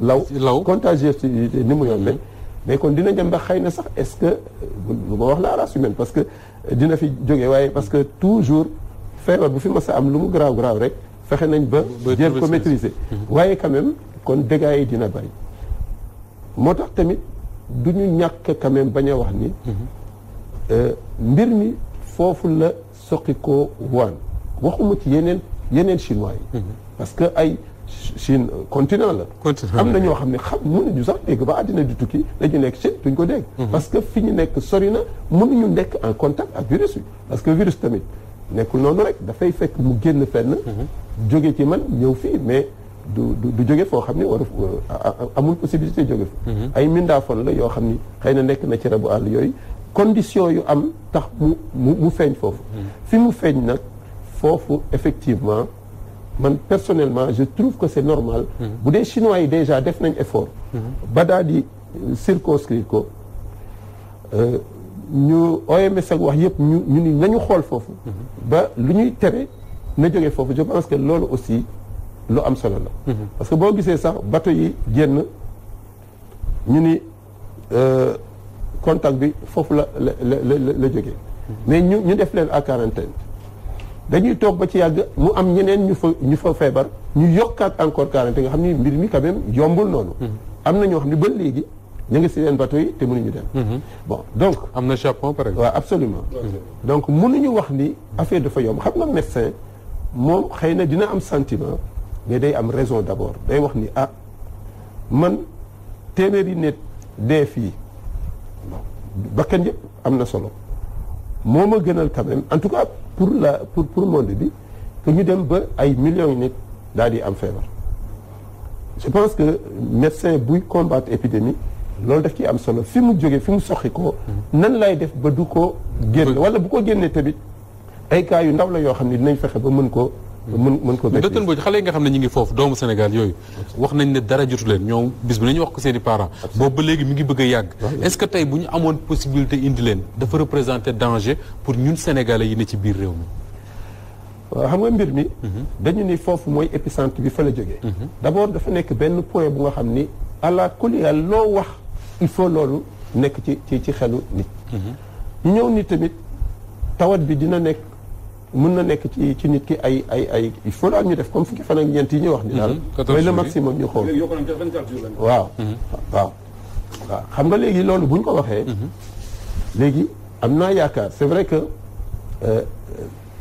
docteur moom a gën a xam mbir moom te dina ci gën a mën a wax waaye lu ma yaakaar ni ci xel nii rek dañu ni ñooñu buñ fa waree jógee ñëw tamit dina am ay mesures parce que OMS daf ko wax américains yi wax ko ñëpp wax ko c'est-à-dire képp ku jógee foofu daal boo ñëwee toog bala ñuy def dara am na ay mesures yu ñu war a jël waaw léegi nag nga jël ay nit ñooñu kenn du nekk en contact ak ñoom du seeni famille du seeni dara ñu toog jël ay mesures yoo xam ni mesure médicale la mesure économique ak yooyu yëpp ba mu yàgg bon bu dee mën nañ ko def dinañu ci gën a leeral bu dee tamit mënuñu ko def parce que am na yeneen raison yu tax tamit dinañ xool mais am naa yaakaar ni ñoom quand même réeruñu mbir ni lu am solo moom mooy foofu la mbir mi soqi ko loolu daal moom laa bëgg a wax ni lu ñu mën di waxee bu ñu ko fàtte ni épidémie bi épicentre bi foofu la moo tax dafa am ay mesures internationales yoo xam ne dañu ni ku fa jógee il faut ñëw nii la ñu war a def docteur Ousmane Gueye est-ce que bi président de la République di wax ne mënuñu leen rapatrier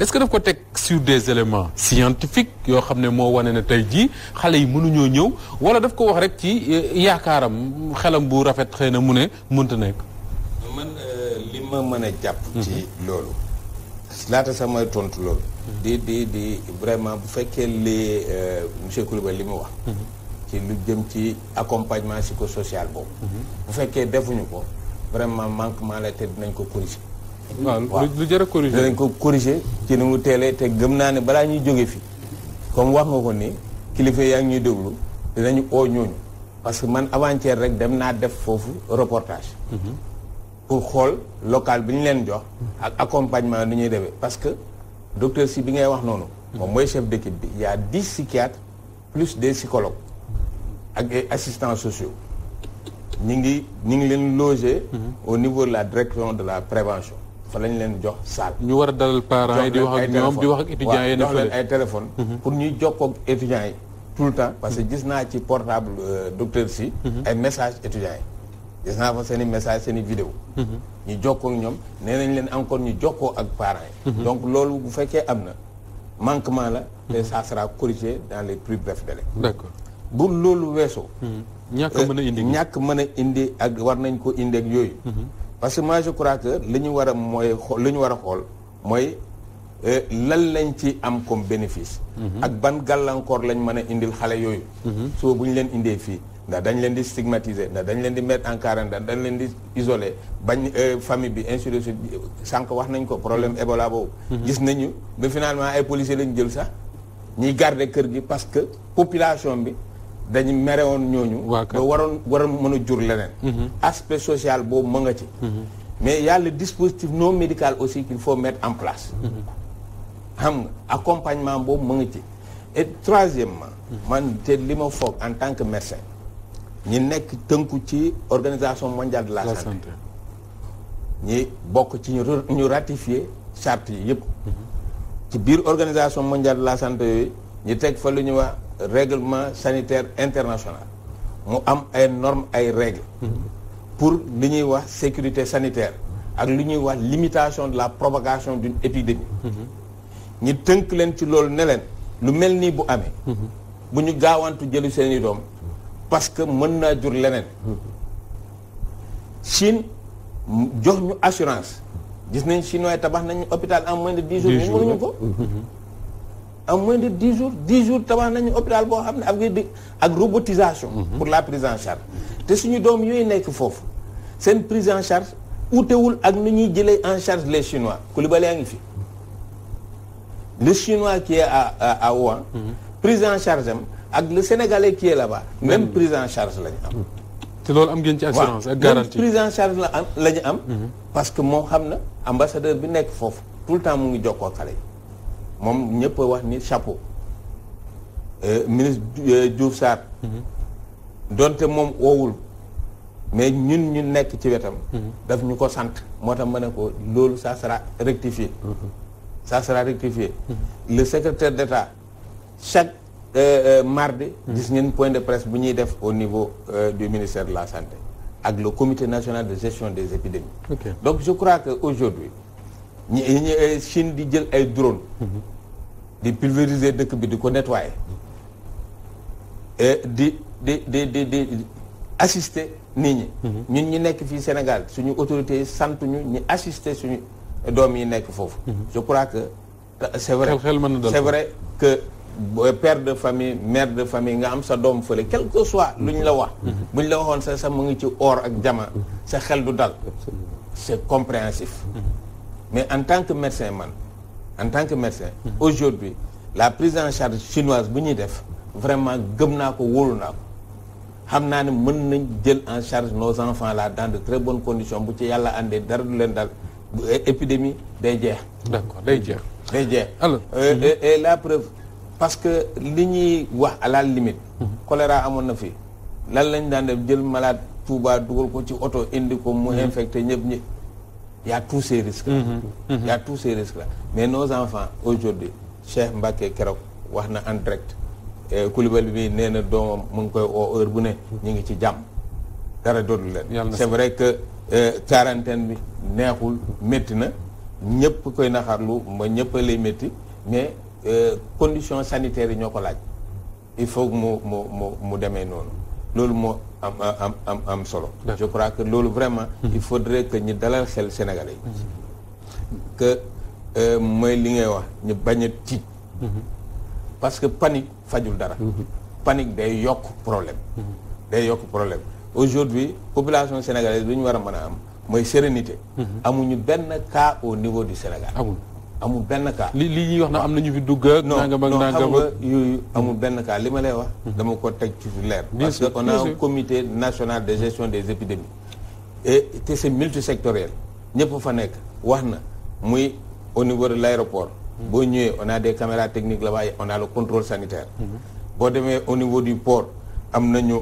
bu njëkk ba bateau mën naa jóge Chine dem Ziguinchor mais léegi bateau bu jógee Chine wala bu jógee France wala mu jógee feneen il faut mu jaar Dakar loolu bokk na ci mesure yi ngeen jël il faut mu jaar Dakar ñu def contrôle sanitaire bi fii ñu soog ko mën a livrer permis pour mu dem port Kaolack loolu di nga ko yaatal léegi Ousmane Gueye parce que ñu bari ñu ngi poser ay questions ci dispositif bi nga xam ne moom la ñu war a jël est-ce que li war a am aéroport Ndiass ak yëpp am na fa est-ce que xam na après di nga am occasion toog alors docteur Ba bu président de la République waxee ne xale yi mënuñu leen a andi parce que li mu laaj ay moyens et cetera est-ce que quelque part mënuñu ko nangul loolu et accepter en même temps que ni xëy na suñu réew mi suñu structure hospitalière yi en tout cas ni mu war a demee ak la fa war a am yëpp moo sooxe goo xam ne am na yoo xam ne buñ ci duggee tamit duñ dem comme ni chinois yi mën a taxawee di jënd hôpital en 10 jours. oui Moustapha. li may njëkk a wax mooy je ne conteste pas mënuma contester décision au chef de l'État. parce que c'est le citoyen le plus informé. Absolument. mais am naa droit quand même. commenter ko. bu baax. te su fekkente ne dama koy commenter damay naan. def na une erreur de communication. il est un chef d'État il ne doit pas affoler son peuple. xam nga nee nga il y a un accompagnement psychosocial pour les étudiants qui sont à Wuhan. ñii noo gën a sonn. yaay yi ak papa yi nekk fii noo gën a sonn ñi aussi il mérite un accompagnement psychosocial mais su fekkente ne le premier sénégalais taxaw na nee na amuñu moyen pour jëli leen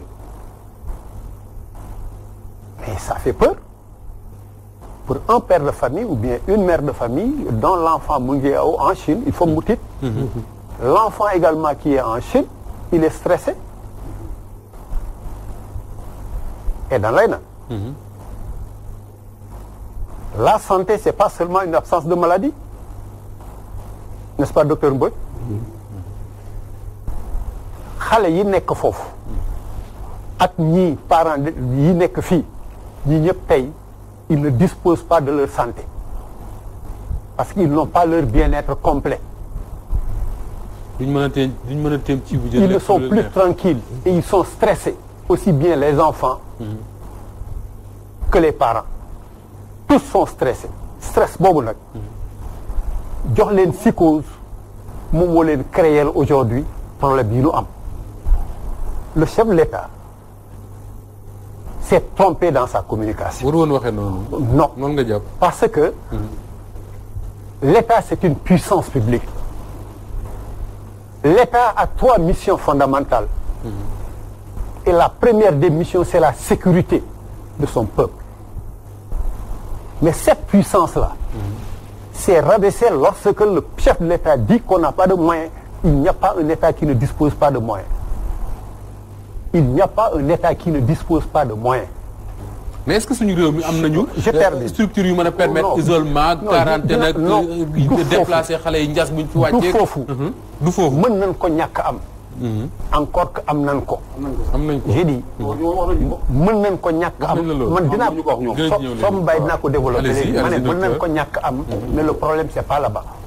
le problème c'est que c'est une déclaration presque qui a mis à genoux un État. dafa affaiblir État. État c'est une puissance publique. mais soo nee amuñu moyen. mais nit ñi tiit. ñu benn confrère de Mame Gor Ngom nee na borom kër du wax yuruma def. non effectivement il a raison. c'est-à-dire borom kër ak chef d'État mythe la. mythe ba su fa jógee rek le bâtiment s'écroule. sa doom doo ko ne mukk aw ma sa jabar doo ko ne mukk aw ma sa njaboot doo ko ne mukk aw ma. j'ai dit. j'ai pas écouté le chef de l'État. mais su fekkente ne dafa ne on n'a pas les moyens pour rapatrier nos Sénégalais de là-bas.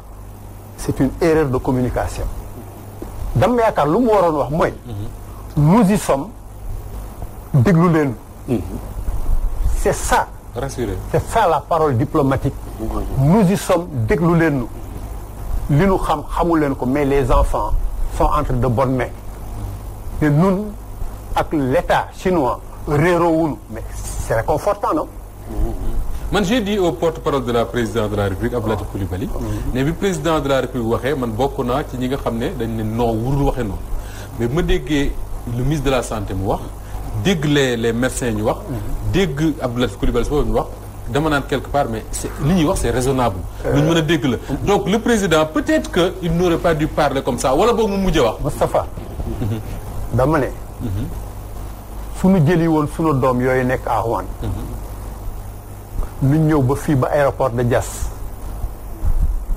ambulance médicalisée wala un dispositif médical jël leen yóbbu leen hôpital Fann l'hôpital Fann c'est un hôpital boo xamante ni bi am na tous les dispositifs pour recevoir les malades infectieux. docteur Ba su fekkoon ne tey docteur Ba bala ngay romb foofu su fekkoon ne tey Sénégal bëgg na ko comme ni ko yeneen réew defee parce que dañu wax souvent ne way France da ko def am na moyen mais Algérie def na ko. ay réew yi ko am na réew Mauritanie def na ko. la France est-ce que su fekkoon ne tey état wu Sénégal bëgg na ko da nga ñu bëgg a wax ne. xale yi mën nañ leen jëlee ji woon wàcc leen Diass yóbbu leen hôpital Fann te ñu représenté benn danger pour Sénégalais. non dama ne. xaw ma seeni moyens.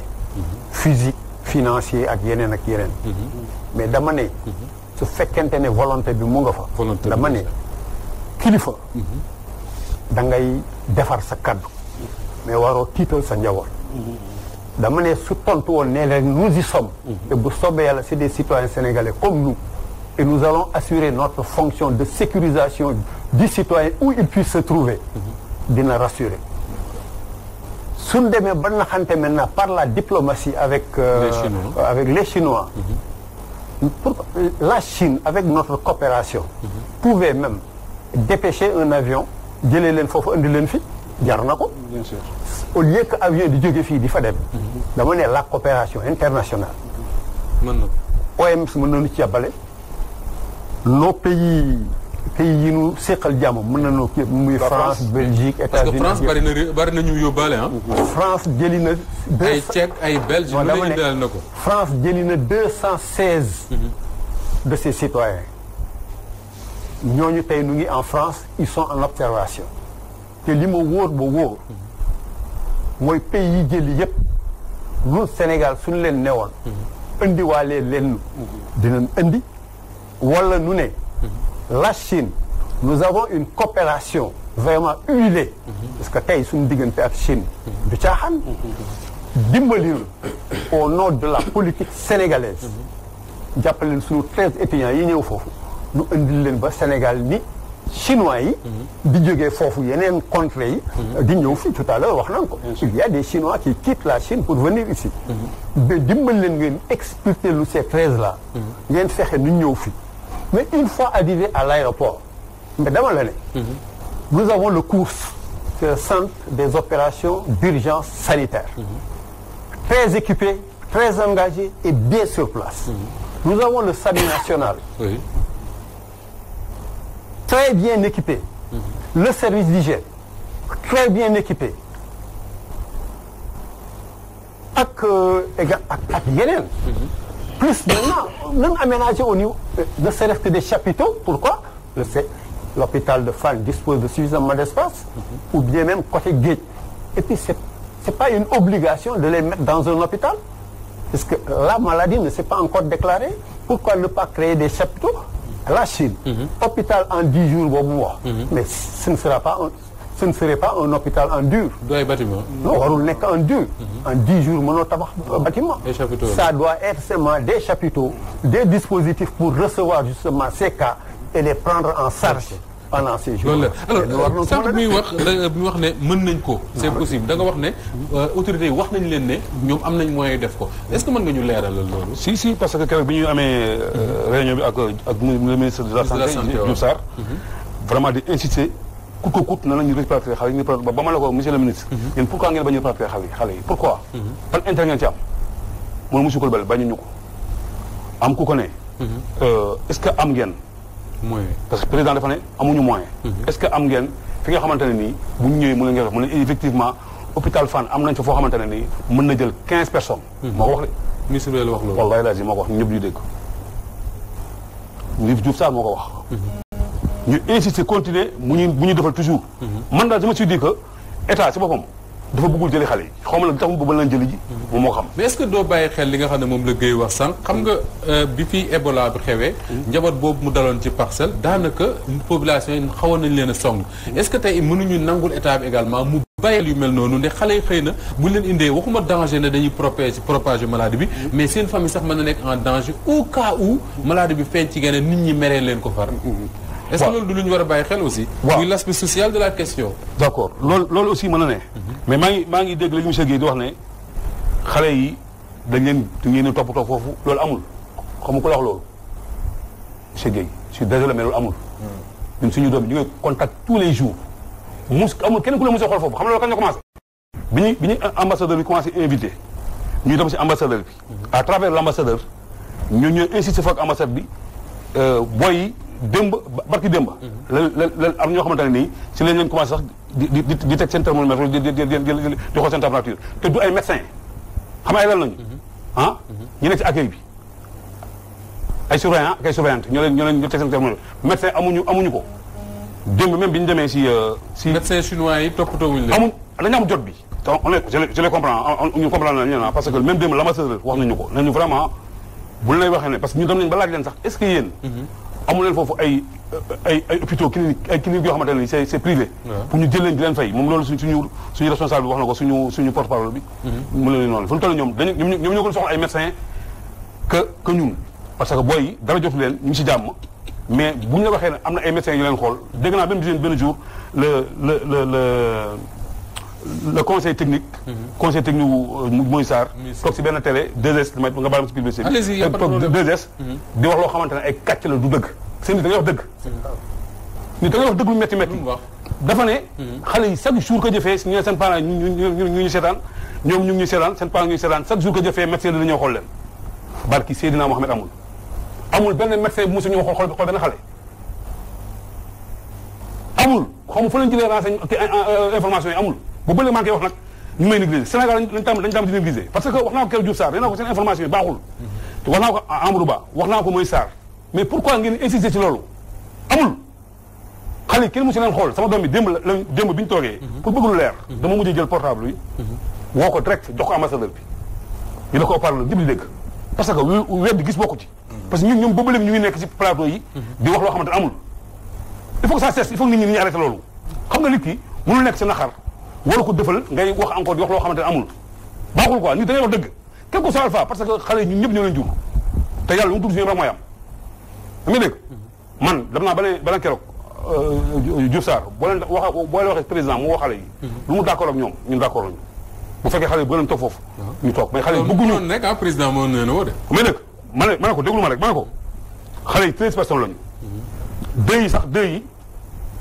dañoo am double nationalité ñoom dañ ne ñoom elle préfère xam ay góor la xam ay jigéen lañu ñoom dañ moo tax bokkuñu sa ci liste bi ñoom dañ préfère toog parce que ñoom bi ñuy ñëw foofu beneen nationalité la ñëwee ay congolais la ñu xama daal ñoom ñoo préfère toog foofu parce que bu ñëwee Sénégal fi dañuy am suñu am problème pour delluwaat d'accord ñaar ñooñu nag lañ jël changé wax ji ne ñaari Sénégalais rek ñoo bëgg ñu bisi il faut que ñuy wax dëgg nit ñi gis nga li ma gën a bañ si àdduna am ay fen dañuy wax nit ñi dëgg quoi très sérieusement boobu léegi ñu ne toog si plateau yi di wax ku nekk yi dinañ ñoo ñoo koy espérer quoi avec politique man de boobu léegi maa ngi doon média yi bi suñu may woo ñëpp média yi pour may woo waaw démb sax hésité nga dama hésité naa parce que damay daw média parce que man bu ma nitu média parce que li ma gën a si àdduna gis nga nit fay na rek du may tàng du ma ko tey man waxuma lu nekk waxuma dafa lu nekk mais waxuma dëgg te li ma naqari mooy Boubacar Ba boobu mais ñun ñoo moom ñoo toog dafa réunion ba mu xam lépp mënuñu toog fii dafa réunion ba nga xam lépp ñu wax lépp ba noppi ñu gën wax leneen affaire manipulation yi pour lan la personne moo dem sur la 2S wallahi azim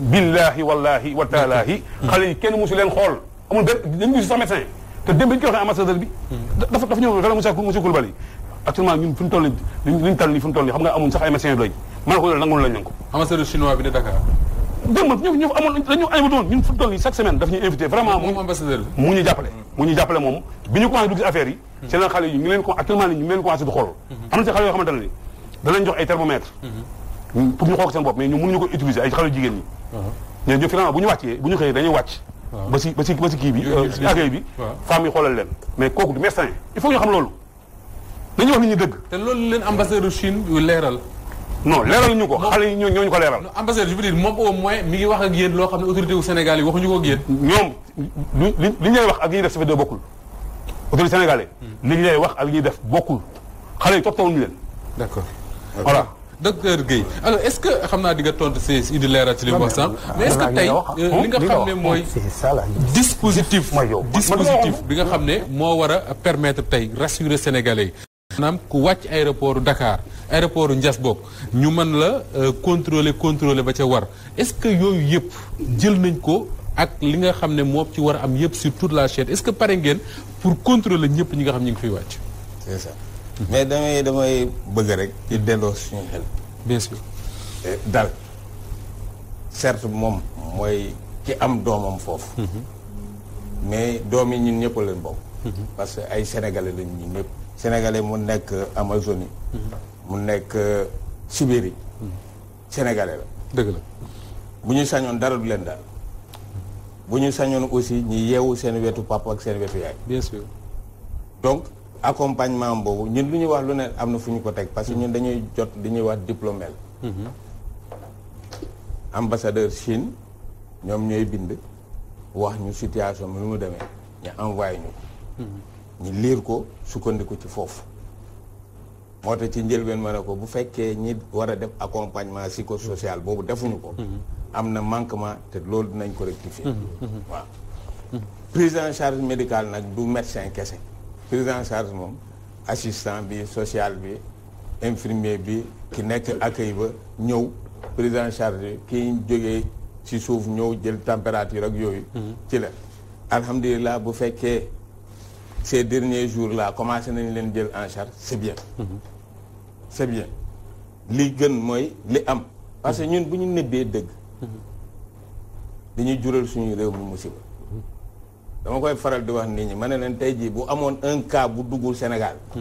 ñu toog ñun ñu yor autorité sanitaire ñu toog ñu ne dañu koy defal noonu. ay am nëbb ko ay la ñuy créer Sénégal. defe naa bu amee cas tey. la première des choses ñooy njëkk taxaw rajo ne ak télé yi ne leen am nañ cas. ça fait ñëpp mën a. moytu jël seen disposition. je pense que c'est ça qui est important. de savoir. d'accord et feebar bi mu commencé xam nga Sénégal dafa yàgg am. li ñuy wax comité national de gestion des épidémies. bi ñu ko déclaré rek dañ ko déclaré. mu ñëw ñu ngi suñu 4e xaw ma 5e réunion chaque lundi. à partir de midi dañuy réunir au niveau du ministère de la santé. ak les partenaires techniques et financiers moom mooy waa OMS tête de file muy OMS yeneen OMS UNICEF ñëpp a fay nekk. et ak les autres ministères yoo xam ni dañ ciy laal. mooy forces armées intérieur élevage ministère de la santé ñun ñëpp a fay nekk. mu am kuréel boobu moo teg un plan stratégique.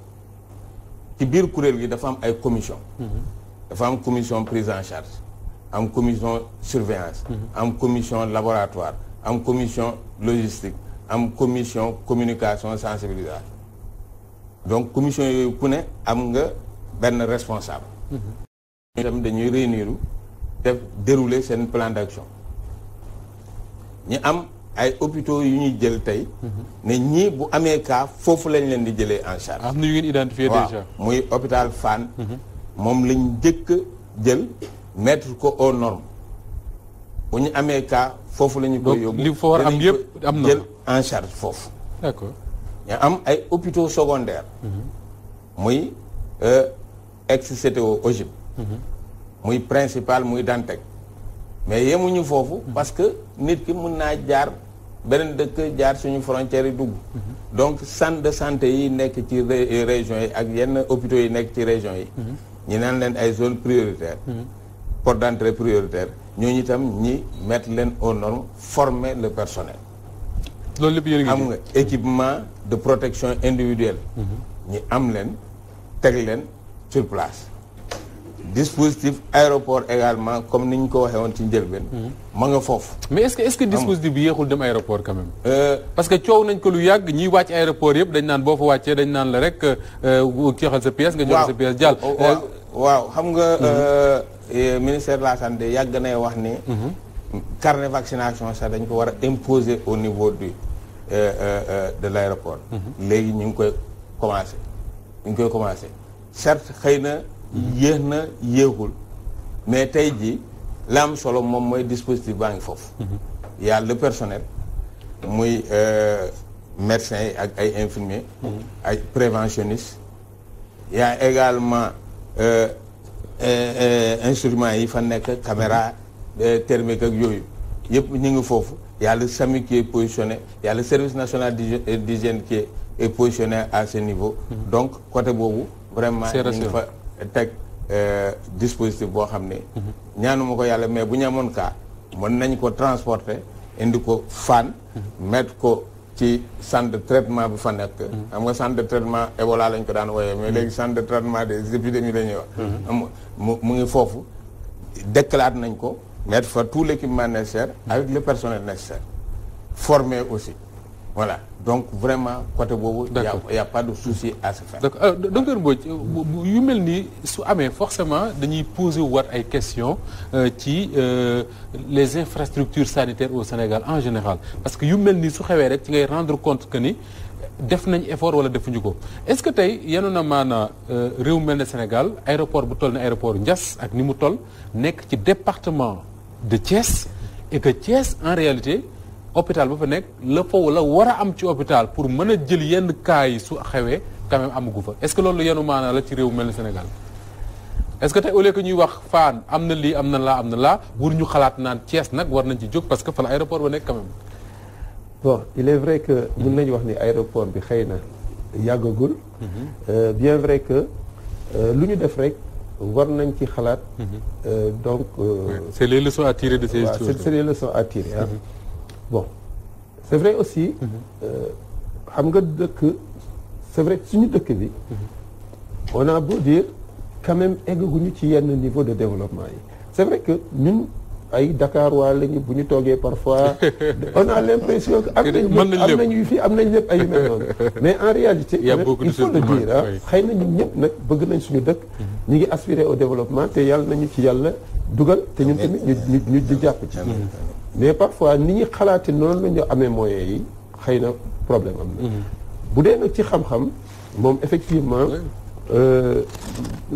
jàng nañu te théorie yi moom baax na lool bon bu ñu demee ba ci digg bi nag parfois ñuy am ay manquements d'autant plus que budget aussi bu amee dañuy séddoo bon partie bu nekk jël bon bu dee par exemple lu ñu ne ay éducation nationale ay yooyu ñoo xëy na ñoo ci ëppale je pense que santé lu mu bari la tamit dina am ay manquements donc mais docteur xam nga yow da ngay recevoir ay malades yu bare bés bu ne. exact kenn gënu la xam difficulté yi sénégalais yi am pour faju exactement loolu moom defe naa kenn mënu la ko netti parce que bis bu ne nga teg sa bët. alors est-ce que réew mi ñi ngi investir ci stade ci investir ci ñu neex. est-ce que mënuñu nekk ne la priorité c'est la santé. investir ci pour que bu ñu tabaxee xëy na stade yooyu mënul ñàkk. aéroport mënul ñàkk au moins. ñu tabax nit ñi foo xam ne bu ñu feebaree parce que réew mel ne Sénégal docteur Mbodj ay jigéen di yeewu bés bu nekk 4 heures du matin pour rangi Albert Royer mais quand même war nañ ko mën a dépasser nag ak lu mooy néew. c'est vrai waaw comme ni ma waxee. non man c'est l'exemple que je donne à chaque fois bu ñu waxee ma ne leen man l'exemple boobu laay joxe parce que dama dem gisal ko sama bopp. boo demee Albert Royer docteur. 4 heures du matin 5 heures du matin jigéen ñi commencé rang mais loolu nag état bi war na cee mën a jóg nag. waaw xam nga Moussa Ba. en fait du ma toog ci plateau bi. pour li neex nguur gi rek moo wax ko yooyu. damay wax te sama axulaataal. exercer naa en tant que faisant fonction depuis 1998. nekkoon Abass Ndao. def fa 4 ans jóge foofu dem Kaolack. def fa presque 10 ans nekk chef de service des urgences. jóge foofu ñëw nekk directeur hôpital pendant 9 ans. nekk premier directeur hôpital Sédhiou. Roi Baudouin dem Saint-Louis. tey ma nekk SNEIPS xam nga donc am naa jaar-jaar. ci système bi xam naa système bi. absolument li amoon en 2000. amatul léegi. y a des efforts. am na évolution. quoi qu'on puisse dire. d'accord quoi qu'on puisse dire. am na évolution nombre hôpitaux yi yokku na. matériel bi yokku na médecins yi yokku nañ infirmiers yi yokku na doyul nag gaa ça tout le monde le reconnaît doyul mais effort am na parce que moi j'ai été chef de service des urgences ba 2010 presque Kaolack amuloon scanner ku fa amoon traumatisme crânio-encéphalique wala nga amoon benn AVC fii ak yooyu am na ñu beneen pexe bu ñu doon def mais xalaatuñu ko woon donc il y a des efforts actuellement ñi ngi en construction aussi d'autres nouveaux hôpitaux muy Sédhiou muy Kaffrine muy Kédougou muy Touba au total il y aura 750 lits en décembre 2020 dañu war a recevoir kii donc am na effort des na gaa des na mais mettre en norme chaque jour que Dieu fait ñu ngi ci chaque jour que Dieu fait ñu ngi ci te loolu la ñu war a def Sénégal système sanitaire boo ko jëlee ëpp na médecine bi mais boo jëlee hôpitaux yi ak yooyu defe naa war nañ ci def suñ kemtulaay kattan pour soulager population bi te loolu taxoon na temps yi la passé coow lu bare ci affaire notu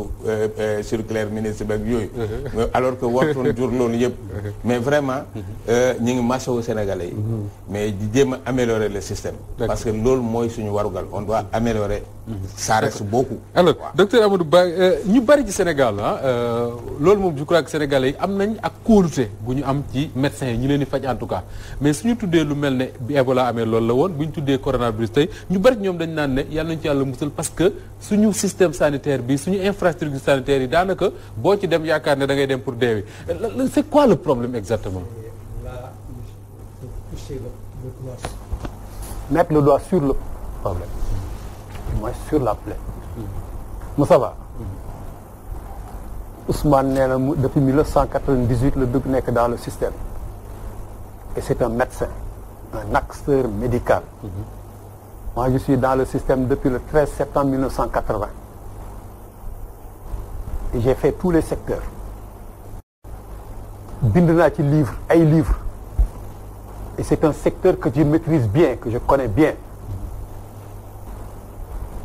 Dama ci je dis, jusqu'à l'université, je dispense des cours.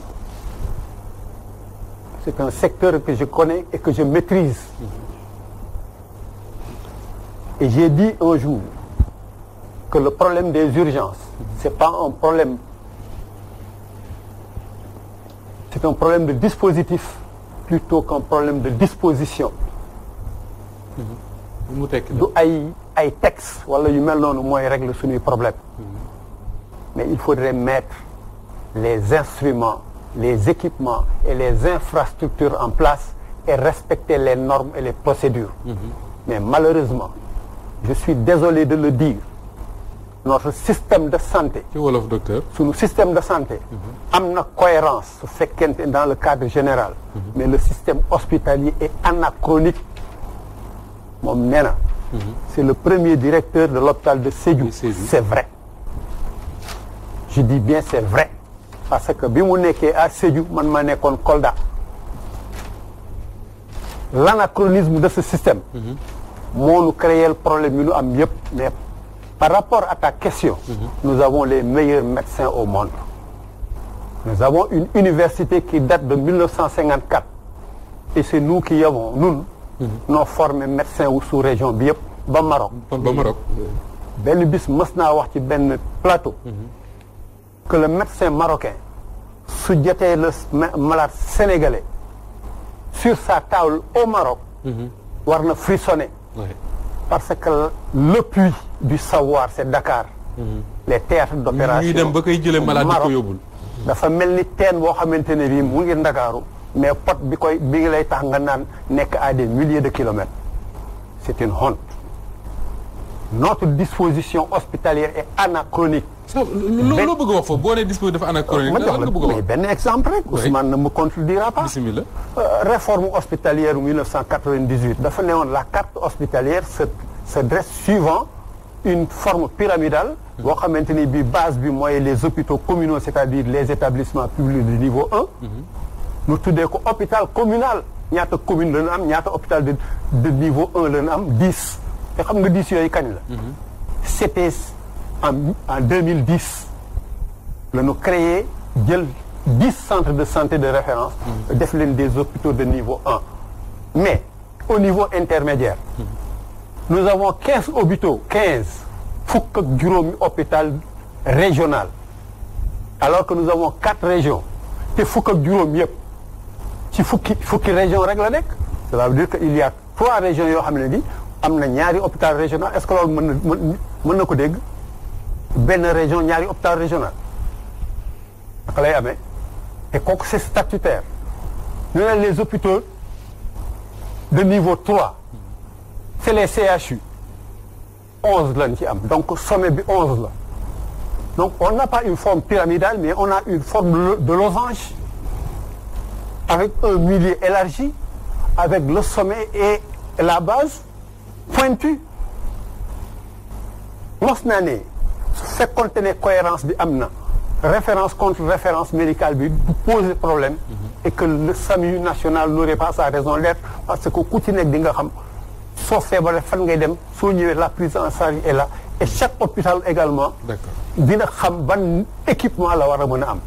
c'est là où j'ai dit du ay note wala ay circulaire nooy régler problème d'urgence wala non non il faudrait remettre la cohérence, remettre les choses en place pour que véritablement le système hospitalier fonctionne. d'accord alors waxtu wi jeex na tàkk ci yow laay jeexale mais ñu jaar ci Coulibaly rek parce que li ñu dese daanaka ñaar ak ñetti minutes lay doon Coulibaly tey seen doom yi nekk foofu est-ce que da ngeen di wéy di continuer di insister ci état bi pour ñu jëli leen wala da ngeen naan xel moom génn na ci loolu nañ jéem a taxaw ànd ak xel di déglu autorités yi ba xam fan lañ jéem a génn. non ñun moom suñu xeex du jeex mu parce que xale yi. même tey même démb. bi ñu amee réunion ak. ñoom lan la ñu wax bëgg nañoo ñëw ba léegi. ñoom dañ fa gis nga bu ñuy wax ak yow fu mu toll dañ leen wax sax la ngeen manqué parce que keroog dama leen mujjee envoyé benn audio ne leen. actuellement nii président. voilà. aywa. président wax na leen na nee na actuellement mun leen jëli ji xam naa lu ko bëggul. parce que bu ñu demee Mauritanie gii di jël ay nitam coopération lan ngay jël Mauritanie jël nañ 7 personnes sama doom bi bi muy bokk na nekk. Mauritanien la bu yàgg. ñibbi na. dafa mel ne 15 jours bi muy ñibbi dafa jooy keroog dama papa ñun est-ce que ñun ay nit lañu ñun ban kii lañ nekk ñun ban àdduna lañ nekk ba ay Mauritaniens yi di jël seen nit ñu toog fi ay Marocains xaritu Marocains xam nga ñuy gëmloo nit ñi affaire yi ay dafa am ay avion médicalisé amul parce que man damay nekkoon damay gëstu donc keroog dama ko ne Younous présenté li mu wax da mën na nekk de parce que bu fekkee avion médicalisé est-ce que tamit loolu du nekk loo xamante ne nii dafa war a tax xaalis la war a doon loo xamante ne mën na ko lee xam ñuy def woowal sa copain marocain bi nga la ko bu fekkente ne bi mu duggee sa avion bi mu foto ko foto na ko woon mu envoyé la ko nga envoyé ma ko ma xam donc aussi ñaata médecin ñoo defoon ci avion bi parce que man damay gëstu mu foto ko envoyé ma ko mu ngi fii si mu ngi fii ma ne ko ma xool ko 4 médecins ñoo ci avion bi 4 médecins kese ñoo ci avion yi amul kii amul ay hôtesse médecins ñoo leen servi bi ñuy dem tamit dafa ñu escale dañu jubal directement Maroc ngay dégg air Maroc moo leen jëlee moo leen jëlee foofu yóbbu leen loolu leer na ram moo leen jëlee ngay dégg léegi nag même ñun dem nañu ba benn moment ñuy laajte ñaata avec médicalisé ñaata la war a coûter pour ñun ñu xool nu ñu utee xaalis pour def ko mais bi ñuy ci loolu bi ñu laajtee ñu ne nii presque 1 million d'euros à 1 million 300 d'euros parce que presque ay 900 millions et quelque dafa bari am na ku ñu wax ne mën nañu kii mais loolu il faut que état problème mu état la état kese moo mën a wax ci loolu amee dégg alors aussi boo mënoon dimbali bon wala boog ñu bàyyi ba si kanam parce que dañuy tëj voilà ku mel ni Iran Ndao ñu ngi koy gërëm moom ak Bougane li ñuy def vraiment téléthon ba ñuy def pour dimbali xale yi nekk waan pour jàppale leen pour indi leen ñu ngi leen di sant bu baax di leen gërëm parce que vraiment bu ñëpp defoon ñu ñoom xëy na xale yi dañ mën ñëw d'accord alors voilà Guèye est-ce que docteur Guèye est-ce que mbirum téléthon yooyu ñuy tudd est-ce que dafa am problème boo xam ne dañu am ay koppar yu la dajale est-ce que nécessité la di def ay téléthon yi est-ce que téléthon bu ñu ko defoon tey ban njëriñ la mën a am ci xeex bi ngeen di xeex ak bi xale yooyu nekk ci Chine xam nga mbir mi c'est tellement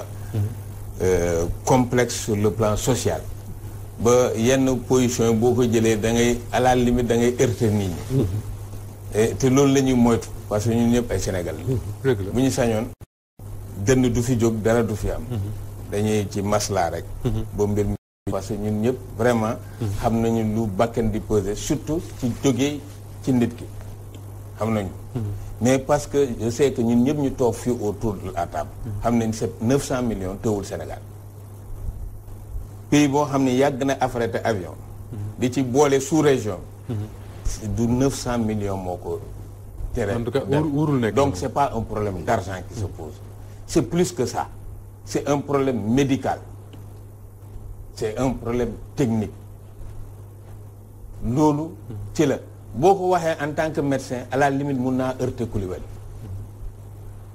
mais bu dee dëgg moo ñu wax ko mun naa heurter Coulibaly parce que wax naa ci njëlbeen tey jii ville bu ñu mettre en quarantaine avion dugg fa avion génn fa train dugg fa train génnul oto duggul oto génnul vélo duggul vélo génnul moom ci boppam nee na boo filmer sax ay papa ak doom ngay gis ñu yor seen équipement de protection individuelle doo gis kenn ci mbedd doo gis kenn kooku ban avion mooy dem pour jëli période bi ñu toll nii c'est trop tard c'est même si c'est pas trop tard ça sera trop compliqué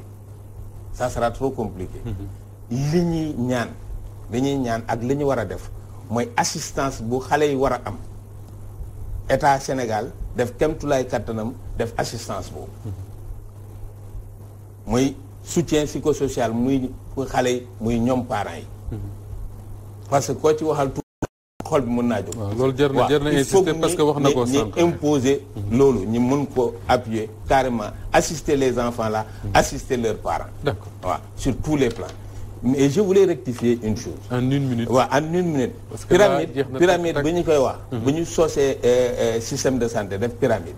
dañu ne base bi moom mooy les postes de santé cases de santé ak yooyu.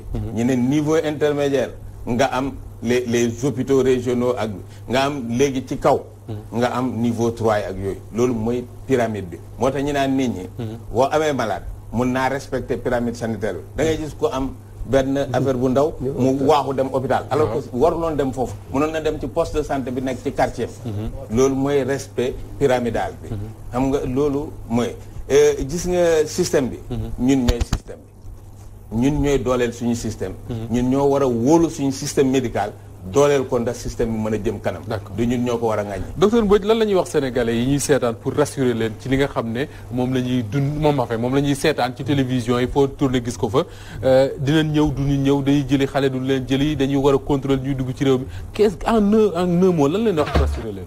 bon tey jii bi ñu xoolee nombre de cas nouveaux yi ak yooyu. bon chinois yi.